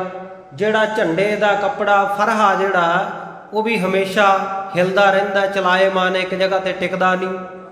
ਤੇ ਦਾਮਨ ਆਕਾਸ਼ੀ ਬਿਜਲੀ, ਆਕਾਸ਼ੀ ਬਿਜਲੀ ਕਦੇ ਇੱਕ ਜਗ੍ਹਾ ਖੜੀ ਵੇਖੀ ਆ, ਕਦੇ ਇੱਧਰ ਚਮਕਦੀ ਹੈ, ਕਦੇ ਉੱਧਰ ਚਮਕਦੀ ਹੈ, ਕਦੇ ਕਿਸੇ ਦਿਸ਼ਾ ਵਿੱਚ, ਕਦੇ ਕਿਸੇ ਦਿਸ਼ਾ ਵਿੱਚ। ਜਦੋਂ ਬਾਰਿਸ਼ ਪੈਂਦੀ ਹੈ, ਮੀਂਹ ਪੈਂਦਾ ਹੈ। ਬਿਜਲੀ ਵੀ, ਆਕਾਸ਼ੀ ਬਿਜਲੀ ਵੀ ਸਥਿਰ ਨਹੀਂ ਹੈ। ਚਲ ਦਲ ਪੱਤਰ ਪਤਾਕ ਪਟ ਦਾਮਨ ਕੱਛਪ ਮਾਤ। ਕੱਛੂ ਕੁੰਮਾ, ਕੱਛੂ ਕੁੰਮੇ ਦਾ ਮੱਥਾ, ਕੱਛੂ ਕੁੰਮੇ ਦੀ ਸਿਰੀ, ਉਹ ਇੱਕ ਜਗ੍ਹਾ ਟਿਕਦੀ ਹੈ, ਉਹ ਵੀ ਹਿਲਦੀ ਰਹਿੰਦੀ ਹੈ, ਉਹ ਵੀ ਨਹੀਂ ਟਿਕਦੀ। ਇਸੇ ਤਰ੍ਹਾਂ ਕਹਿੰਦੇ ਜਿਹੜੀ ਭੂਤ ਦੀਪ, ਭੂਤਾਂ ਦੇ ਦੀਵਾ, ਭੂਤਾਂ ਦੀ ਅਗਨੀ ਮੰਨੀ ਗਈ ਹੈ, ਉਹ ਵੀ ਟਿਕਦੀ ਨਹੀਂ ਇੱਕ ਜਗ੍ਹਾ। ਦੀਪਕ ਸਿਖਾ, ਦੀਪਕ ਦੀਵੇ ਦੀ ਜਿਹੜੀ ਸਿਖਾ ਹੈ, ਲਾਟ ਹੈ, ਉਹ ਵੀ ਇੱਕ ਜਗ੍ਹਾ ਟਿਕਦੀ ਨਹੀਂ, ਇੱਦਾਂ ਤਾਂ ਹਿਲਦੀ ਹੋਈ ਉਹ ਜਗਦੀ ਹੈ। ਕਵੀ ਜੀ ਮਹਾਂਪੁਰਸ਼ ਕਹਿੰਦੇ ਯਉ ਮਨ ਬਿਰਥ ਅਨਾਥ। ਇਸ ਤਰ੍ਹਾਂ ਕਹਿੰਦੇ ਮਨ ਦੀ ਬਿਰਤੀ ਹੈ, ਇਹ ਵੀ ਇੱਕ ਜਗ੍ਹਾ ਤੇ ਟਿਕਦਾ ਨਹੀਂ। ਹੁਣ ਇਹਨੂੰ ਵਸ ਦੇ ਵਿੱਚ ਕਿਵੇਂ ਕਰੀਏ? ਜਪਜੀ ਸਾਹਿਬ ਵਿੱਚ ਵੀ ਸਤਿਗੁਰੂ ਸੱਚੇ ਪਾਤਸ਼ਾਹ ਕਹਿੰਦੇ ਆ ਇਹ ਮਨ ਨੂੰ ਵਸ ਕਰਨ ਦਾ ਤਰੀਕਾ ਕੀ ਹੈ? ਜੇ ਇਹ ਮਨ ਵਸ ਦੇ ਵਿੱਚ ਆ ਗਿਆ ਨਾ, ਤੇ ਸਤਿਗੁਰੂ ਜੀ ਕਹਿੰਦੇ ਮਨ ਜੀਤੈ ਜਗ ਜੀਤ। ਜੇ ਮਨ ਜਿੱਤ ਲਿਆ ਨਾ ਤੂੰ, ਸਾਰਾ ਸੰਸਾਰ ਹੀ ਜਿੱਤ ਲਿਆ, ਇਹ ਸਮਝ ਲੈ। ਤੇ ਧਰਮ ਗ੍ਰੰਥਾਂ ਦਾ ਬਚਨ ਹੈ ਕਿ ਮਨ ਰਿਪ ਜੀਤਾ ਸਭ ਰਿਪ ਜੀਤੇ। ਰਿਪ ਨਾਮ ਹੈ ਦੁਸ਼ਮਣ ਦਾ। ਕਹਿੰਦੇ ਜੇ ਤੇਰਾ ਮਨ ਰੂਪੀ ਦੁਸ਼ਮਣ ਜੀਤਾ ਭਾਵ ਜਿਉਂਦਾ ਹੈ, ਜਿਉਂਦਾ ਜਾਗਦਾ ਬੈਠਾ ਨਾ, ਤਾਂ ਮਤਾ ਸਮਝੀ ਮੈਂ ਕਿਸੇ ਦੁਸ਼ਮਣ ਨੂੰ ਹਰਾ ਦਿੱਤਾ, ਕਿਸੇ ਦੁਸ਼ਮਣ ਨੂੰ ਮਾਰ ਲਿਆ। ਕਹਿੰਦੇ ਸਭ ਰਿਪ ਜੀਤੇ, ਤੇਰੇ ਸਾਰੇ ਹੀ ਦੁਸ਼ਮਣ ਜਿਉਂਦੇ ਆ ਜੇ ਮਨ ਰੂਪੀ ਦੁਸ਼ਮਣ ਜਿਉਂਦਾ ਹੈ। ਦੂਜਾ ਅਰਥ ਇਹਦਾ ਕਰ ਲਈਏ, ਮਨ ਰਿਪ ਜੀਤਾ, ਜੀਤਾ ਨਾਮ ਜਿੱਤਿਆ ਦਾ ਵੀ ਹੈ। ਜੇ ਤੂੰ ਮਨ ਰੂਪੀ ਦੁਸ਼ਮਣ ਨੂੰ ਜਿੱਤ ਲਿਆ ਤਾਂ ਸਭ ਰਿਪ ਜੀਤੇ, ਸਮਝ ਲਾ ਸਾਰੇ ਦੁਸ਼ਮਣਾਂ ਨੂੰ ਜਿੱਤ ਲਿਆ। ਬੋਲੋ ਸਤਨਾਮ ਸ਼੍ਰੀ ਵਾਹਿਗੁਰੂ। ਸੋ ਮਨ ਨੂੰ ਵਸ ਦੇ ਵਿੱਚ ਕਰਨਾ, ਮਨ ਨੂੰ ਵਸ ਵਿੱਚ ਕਰਨ ਦੇ ਲਈ ਸਤਿਗੁਰ ਸੱਚੇ ਪਾਤਸ਼ਾਹ ਕਹਿੰਦੇ ਮਨ ਸ਼ੇਰ ਵਸ ਸਤਿਗੁਰ ਬਖਸ਼। ਹੇ ਸਤਿਗੁਰੂ ਜੀ ਆਪਣੀ ਬਖਸ਼ਿਸ਼ ਕਰ ਦਿਓ। ਸਤਿਗੁਰ ਦੇ ਚਰਨਾਂ ਵਿੱਚ ਅਰਦਾਸ ਇਸ ਤਰ੍ਹਾਂ ਗੁਰੂ ਕਾ ਸਿੱਖ ਕਰੇ ਕਿ ਮੇਰਾ ਮਨ ਜਿਹੜਾ ਉਹ ਵਸ ਦੇ ਵਿੱਚ ਆ ਜਾਵੇ, ਮਨ ਮੇਰਾ ਕਹਿਣੇ ਦੇ ਵਿੱਚ ਆ ਜਾਵੇ, ਕੰਟਰੋਲ ਦੇ ਵਿੱਚ ਆ ਜਾਵੇ, ਮਨ ਜੀਤਾ ਜਗ ਜੀਤ ਦੀ ਅਵਸਥਾ ਪ੍ਰਾਪਤ ਹੋ ਜਾਵੇ। ਦੋਹਰਾ ਭੂਖ ਪਿਆਸ ਸਗਰੀ ਕਰੇ ਸਤਿਗੁਰ ਪੂਰੀ ਪਾਏ। ਤੇ ਸਤਿਗੁਰ ਸੱਚੇ ਪਾਤਸ਼ਾਹ ਕਹਿੰਦੇ ਜੇ ਕਦੇ ਕੋਈ ਇੱਦਾਂ ਦਾ ਸਮਾਂ ਆ ਜਾਵੇ, ਭੁੱਖ ਤੇ ਦੇ ਨਾਲ ਤੈਨੂੰ ਜੂਝਣਾ ਪਵੇ, ਤੇਰਾ ਜਿਹੜਾ ਕਾਰ ਵਿਹਾਰ ਹੈ ਚੰਗੀ ਤਰ੍ਹਾਂ ਨਾ ਚੱਲਦਾ ਹੋਵੇ, ਤਾਂ ਉਦੋਂ ਸਤਿਗੁਰੂ ਦੇ ਚਰਨਾਂ ਵਿੱਚ ਬੇਨਤੀ ਕਰ ਲਈ ਸਿੱਖਾ ਕਿ ਭੂਖ ਪਿਆਸ ਸਗਰੀ ਟਰੀ। ਮਹਾਰਾਜ ਭੁੱਖ ਪਿਆਸ ਨੂੰ ਟਾਲ ਕੇ ਹੀ ਰੱਖ, ਕਿਉਂਕਿ ਪਦਾਰਥ ਬਹੁਤੇ ਨਹੀਂ ਹਨ ਘਰ ਦੇ ਵਿੱਚ। ਤੇ ਇੱਕ ਵਾਰੀ ਮੇਰੀ ਜੀਵਨ ਦੀ ਗੱਡੀ, ਜਿਹੜੇ ਮੇਰੇ ਕੰਮਕਾਰ ਵਾਲੀ ਗੱਡੀ ਆ ਨਾ, ਟਰੈਕ ਦੇ ਉੱਤੇ ਲਿਆ ਦੇ, ਇੱਕ ਵਾਰੀ ਲੀਹੇ ਪਾ ਦੇ ਮੇਰੇ ਕੰਮਕਾਰ ਨੂੰ। ਇਸ ਤਰ੍ਹਾਂ ਸਤਿਗੁਰ ਦੇ ਚਰਨਾਂ ਵਿੱਚ ਅਰਦਾਸ ਕਰੇ ਗੁਰੂ ਕਾ ਸਿੱਖ। ਤੀਸ ਕਹੀ ਅਰਦਾਸ ਗੁਰ ਸੁਣੇ ਸਿੱਖ ਜਿਤ ਲਾਏ। ਇਸ ਪ੍ਰਕਾਰ ਭਾਈ ਸਤਿਗੁਰੂ ਸੱਚੇ ਪਾਤਸ਼ਾਹ ਨੇ ਗੁਰੂ ਕੇ ਸਿੱਖਾਂ ਨੂੰ, ਭਾਈ ਵਿਸ਼ੰਬਰ ਦਾਸ ਤੇ ਸਮੂਹ ਸੰਗਤ ਨੂੰ 30 ਅਰਦਾਸਾਂ ਦੱਸ ਰਹੇ ਆ ਸਤਿਗੁਰੂ ਸੱਚੇ ਪਾਤਸ਼ਾਹ। ਤੇ ਗੁਰੂ ਕੀਆਂ ਸਿੱਖਾਂ ਐਨ ਚਿੱਤ ਲਾ ਕੇ ਇਕਾਗਰਤਾ ਦੇ ਸਹਿਤ ਸਰਵਣ ਕਰ ਰਹੀਆਂ ਹਨ। ਮੈਂ ਸਿੱਖ ਚਰਨੀ ਲਗਾ ਗੁਰੂ ਕਹਿ ਹੁਲ ਸਾਏ। ਹੁਣ ਸਿੱਖ ਜਿਹੜਾ ਹੈ ਉਹ ਗੁਰੂ ਦੇ ਚਰਨੀ ਲੱਗਿਆ ਹੋਇਆ, ਐ ਧਿਆਨ ਜੋੜ ਕੇ ਸੁਣ ਰਿਹਾ ਹੈ ਤੇ ਗੁਰੂ ਕਹਿ ਹੁਲ ਸਾਏ। ਹੁਣ ਜਿਹਦੇ ਚਰਨਾਂ ਦੇ ਵਿੱਚ ਬੈਠਾ ਕੋਈ ਗੱਲ ਧਿਆਨ ਨਾਲ ਸੁਣਦਾ ਹੋਵੇ ਤੇ ਉਹਨੇ ਹੁਲਸਾਉਣਾ ਤਾਂ ਹੈਗਾ ਹੀ ਹੈ, ਪ੍ਰਸੰਨ ਤਾਂ ਹੋਣਾ ਹੀ ਹੈ, ਖੁਸ਼ ਹੋਣਾ ਹੀ ਹੈ। ਸਤਿਗੁਰੂ ਜੀ ਬੜੀ ਪ੍ਰਸੰਨਤਾ ਦੇ ਸਹਿਤ ਆਨੰਦ ਦੇ ਵਿੱਚ ਦੱਸ ਰਹੇ ਹਨ ਵਚਨ। ਜੋੜੀ ਅਚਲ ਬਰ ਨਾਰ ਕੇ ਕਹੋ ਸਿੱਖ ਸਮਝਾਏ। ਕਹਿੰਦੇ ਗੁਰੂ ਕੇ ਸਿੱਖਾਂ ਹੁਣ ਅਗਲੀ 31ਵੀਂ ਅਰਦਾਸ ਸੁਣ ਲੈ ਕੀ ਕਰਨੀ ਹੈ। ਜੋੜੀ ਅਚਲ ਬਰ ਨਾਰ ਕੀ, ਤੇਰੇ ਪੁੱਤਰ ਅਤੇ ਤੇਰੀ ਨੂੰਹ ਦੀ ਜਿਹੜੀ ਜੋੜੀ ਹੈ, ਜਦੋਂ ਵਿਆਹ ਆਨੰਦ ਕਾਰਜ ਹੋਵੇ ਉਸ ਵੇਲੇ ਅਰਦਾਸ ਕਰੀ ਕਿ ਇਹਨਾਂ ਦੀ ਜੋੜੀ ਅਚਲ ਰਹੇ, ਕਦੇ ਟੁੱਟੇ ਨਾ, ਇਹਨਾਂ ਵਿੱਚ ਕਦੇ ਕੋਈ ਦਰਾੜ ਨਾ ਆਵੇ, ਕਦੇ ਕੋਈ ਮਿਸਅੰਡਰਸਟੈਂਡਿੰਗ ਨਾ ਹੋਵੇ ਜਿਹਦੇ ਕਰਕੇ ਕੋਈ ਗੱਲ ਤਲਾਕ ਤੱਕ ਪਹੁੰਚ ਜਾਏ, ਕੋਈ ਗੱਲ ਲੜਾਈ ਝਗੜੇ ਤੱਕ ਪਹੁੰਚ ਜਾਏ, ਮੁਕੱਦਮਿਆਂ ਤੱਕ ਪਹੁੰਚ ਜਾਏ। ਪੁੱਤਰ ਪੁੱਤਰੀ ਦੇ ਆਨੰਦ ਕਾਰਜ ਵੇਲੇ ਗੁਰੂ ਕੇ ਸਿੱਖ ਨੇ ਅਰਦਾਸ ਕਰਨੀ ਹੈ ਕਿ ਮੇਰੇ ਪੁੱਤਰ ਅਤੇ ਪੁੱਤਰੀ ਦਾ ਘਰ ਹਮੇਸ਼ਾ ਵਸਦਾ ਰਹੇ। ਜਿਹਦਾ ਪੱਲਾ ਮੈਂ ਤੇਰੀ ਹਜ਼ੂਰੀ ਦੇ ਵਿੱਚ ਆਪਣੀ ਪੁੱਤਰੀ ਨੂੰ ਫੜਾ ਦਿੱਤਾ ਹੈ, ਜਾਂ ਜਿਸ ਬੱਚੀ ਨੂੰ ਮੇਰੇ ਪੁੱਤਰ ਨੇ ਪੱਲਾ ਗੁਰੂ ਕੀ ਹਜ਼ੂਰੀ ਵਿੱਚ ਪਕੜ ਕੇ ਇਹ ਬਚਨ ਕੀਤਾ, ਜੇਕਰ ਗਹ ਹੈ ਪਿਆਰੜੇ ਤੁਧ ਨਾ ਛੋਡਾ ਮੂਲ, ਹਰ ਛੋਡਣ ਸੇ ਦੁਰਜਨਾ ਪਰੈ ਦੋਜਕ ਕੈ ਸੂਲ। ਇਹਨਾਂ ਦੇ ਮਨ ਵਿੱਚ ਇਹ ਭਾਵਨਾ ਬਣੀ ਰਹੇ, ਇਹ ਪੁੱਤਰੀ ਦੇ ਮਨ ਵਿੱਚ ਭਾਵਨਾ ਬਣੀ ਰਹੇ ਕਿ ਜੇਕਰ ਗਹ ਹੈ ਪਿਆਰੜੇ, ਭਾਵੇਂ ਕਿ ਅੰਤਰੀਵ ਅਰਥ ਦੇ ਹੋਰ ਵੀ ਨੇ, ਪਰ ਆਨੰਦ ਕਾਰਜ ਦੇ ਮੌਕੇ ਦੇ ਉੱਤੇ ਗੁਰਬਾਣੀ ਦੀਆਂ ਇਹਨਾਂ ਤੁਕਾਂ ਨੂੰ ਇੱਥੇ ਢੁਕਾਇਆ ਜਾ ਸਕਦਾ ਹੈ ਕਿ ਜੇਕਰ ਗੁਰੂ ਦੇ ਪਿਆਰਿਆ ਮੇਰੇ ਪਤੀ ਪਰਮੇਸ਼ਰ ਤੇਰਾ ਮੈਂ ਪੱਲਾ ਪਕੜਿਆ ਨਾ, ਜੇ ਤੂੰ ਮੇਰਾ ਹੱਥ ਫੜਿਆ ਗੁਰੂ ਦੀ ਹਜ਼ੂਰੀ ਦੇ ਵਿੱਚ, ਤੁਧ ਨਾ ਛੋਡਾ ਮੂਲ, ਮੈਂ ਇਹ ਪ੍ਰਣ ਕਰਦੀ ਐ ਕਿ ਮੈਂ ਤੈਨੂੰ ਛੱਡਾਂਗੀ ਨਹੀਂ ਕਦੇ ਵੀ। ਦੁੱਖ ਆਵੇ ਸੁਖ ਆਵੇ ਰੂਖੋ ਭੋਜਨ ਭੂਮ ਸੈਨ ਸਖੀ, ਪ੍ਰਿਆ ਸੰਗ ਸੂਖ ਬਿਹਾਤ। ਰੁੱਖੀ ਸੁੱਖੀ ਵੀ ਖਾਣੀ ਪੈ ਜਾਵੇ ਪਰ ਆਪਣੇ ਪਿਆਰੇ ਦੇ ਨਾਲ ਮੈਂ ਉਵੇਂ ਰੁੱਖੀ ਸੁੱਖੀ ਖਾ ਕੇ ਛੱਪਰੀ ਵਿੱਚ ਰਹਿ ਕੇ ਵੀ ਦਿਨ ਕੱਟ ਲਵਾਂਗੀ, ਪਰ ਤੈਨੂੰ ਕਦੇ ਛੱਡਾਂਗੀ ਨਹੀਂ। ਆਨੰਦ ਕਾਰਜ ਗੁਰਮੁਖ ਪਿਆਰੋ ਮਹਿਜ ਇੱਕ ਰਸਮ ਨਹੀਂ ਹੈ। ਆਨੰਦ ਕਾਰਜ ਦੇ ਮੌਕੇ ਦੇ ਉੱਤੇ ਭਾਵੇਂ ਕਿ ਬੜੀਆਂ ਸਿੱਖਿਆਵਾਂ ਵੀ ਦਿੱਤੀਆਂ ਜਾਂਦੀਆਂ, ਸਿਹਰੇ ਪੜ੍ਹੇ ਜਾਂਦੇ ਆ, ਸਿੱਖਿਆਵਾਂ ਪੜ੍ਹੀਆਂ ਜਾਂਦੀਆਂ, ਜਿਹਦੇ ਵਿੱਚ ਗੁਰਮੁਖ ਪਿਆਰਿਓ ਕੰਮ ਦੀ ਗੱਲ ਤਾਂ ਬਹੁਤ ਘੱਟ ਹੁੰਦੀ ਹੈ। ਐਵੇਂ ਠੱਠਾ ਮਖੌਲ ਹੀ ਕੀਤਾ ਹੁੰਦਾ ਜਿਹੜਾ ਸਿਹਰਾ ਪੜ੍ਹਿਆ ਜਾਂਦਾ ਜਾਂ ਸਿੱਖਿਆ ਦਿੱਤੀ ਜਾਂਦੀ ਹੁੰਦੀ ਹੈ। ਤੇ ਵਿੱਚੋਂ ਖੈਰ ਚਲੋ ਕੋਈ ਨਾ ਕੋਈ ਕੰਮ ਦੀ ਗੱਲ ਵੀ ਕਈ ਵਾਰ ਉਹ ਬੀਬੀਆਂ ਜਾਂ ਜਿਹੜੇ ਲੜਕੇ ਵਾਲੇ ਕੋਈ ਸਿਹਰਾ ਪੜ੍ਹਦੇ ਹੋ ਸਕਦੀ ਹੈ, ਪਰ ਗੁਰਬਾਣੀ ਤੋਂ ਵੱਧ ਵੱਡਾ ਉਪਦੇਸ਼ ਤਾਂ ਨਹੀਂ ਕਿਸੇ ਦਾ ਹੋ ਸਕਦਾ ਨਾ ਭਾਈ। ਤੇ ਸਤਿਗੁਰੂ ਸੱਚੇ ਪਾਤਸ਼ਾਹ ਦਾ ਉਸ ਵੇਲੇ ਇਹ ਉਪਦੇਸ਼ ਹੁੰਦਾ ਜਦੋਂ ਇਹ ਸ਼ਬਦ ਪੜ੍ਹਿਆ ਜਾਂਦਾ, ਪੱਲਾ ਫੜਾ ਕੇ ਪੱਲੇ ਟੈਂਡੇ ਲਾਗੀ, ਉਦੋਂ ਗੁਰਮੁਖ ਪਿਆਰਿਓ ਸਤਿਗੁਰੂ ਦਾ ਇਹ ਉਪਦੇਸ਼ ਹੁੰਦਾ ਹੈ ਕਿ ਜੇਕਰ ਗਹ ਹੈ ਪਿਆਰੜੇ ਤੁਧ ਨਾ ਛੋਡਾ ਮੂਲ। ਇਹ ਬੱਚੀ ਵੱਲੋਂ ਪ੍ਰਣ ਹੈ ਕਿ ਜੇ ਮੇਰਾ ਹੱਥ ਫੜਿਆ, ਜੇ ਮੈਨੂੰ ਪੱਲੇ ਦੇ ਨਾਲ ਲਾ ਲਿਆ ਤੇ ਪਿਆਰਿਆ ਮੈਂ ਤੈਨੂੰ ਕਦੇ ਛੱਡਾਂਗੀ ਨਹੀਂ ਜੀਵਨ ਪਰਯੰਤ। ਕਿ ਅੱਗੋਂ ਪਤੀ ਵੱਲੋਂ ਅਗਲੀ ਅੱਧੀ ਤੁਕ ਦੇ ਵਿੱਚ ਜਵਾਬ ਹੈ, ਤੂੰ ਵੀ ਮੈਨੂੰ ਨਾ ਛੱਡੀ। ਆਖਿਆ ਹਰ ਛੋਡਨ ਸੇ ਦੁਰਜਨਾ ਪਰ ਹੈ ਦੋਜਕ ਕੈ ਸੂਲ। ਜਿਹੜਾ ਕੋਈ ਛੱਡ ਦੇਵੇ ਏਦਾਂ ਪੱਲਾ ਫੜ ਕੇ ਵਾਹਿਗੁਰੂ ਦੀ ਹਜ਼ੂਰੀ ਦੇ ਵਿੱਚ, ਕਹਿੰਦੇ ਉਹ ਦੁਰਜਨ ਹੈ, ਖੋਟਾ ਮਨੁੱਖ ਹੈ, ਭੈੜਾ ਮਨੁੱਖ ਹੈ। ਤੇ ਜਿਹੜਾ ਛੱਡ ਦੇਵੇਗਾ ਏਦਾਂ ਦਾ ਭੈੜਾ ਮਨੁੱਖ ਬਣ ਜਾਵੇਗਾ, ਪਰ ਹੈ ਦੋਜਕ ਕੈ ਸੂਲ। ਉਹਨੂੰ ਫਿਰ ਨਰਕਾਂ ਦੀ ਅੱਗ ਵਿੱਚ ਡਿੱਗਣਾ ਪਵੇਗਾ, ਨਰਕਾਂ ਦੀਆਂ ਸੂਲੀਆਂ ਭੋਗਣੀਆਂ ਪੈਣਗੀਆਂ, ਨਰਕ ਅਗਨ ਦੇ ਵਿੱਚ ਡਿੱਗਣਾ ਪਵੇਗਾ।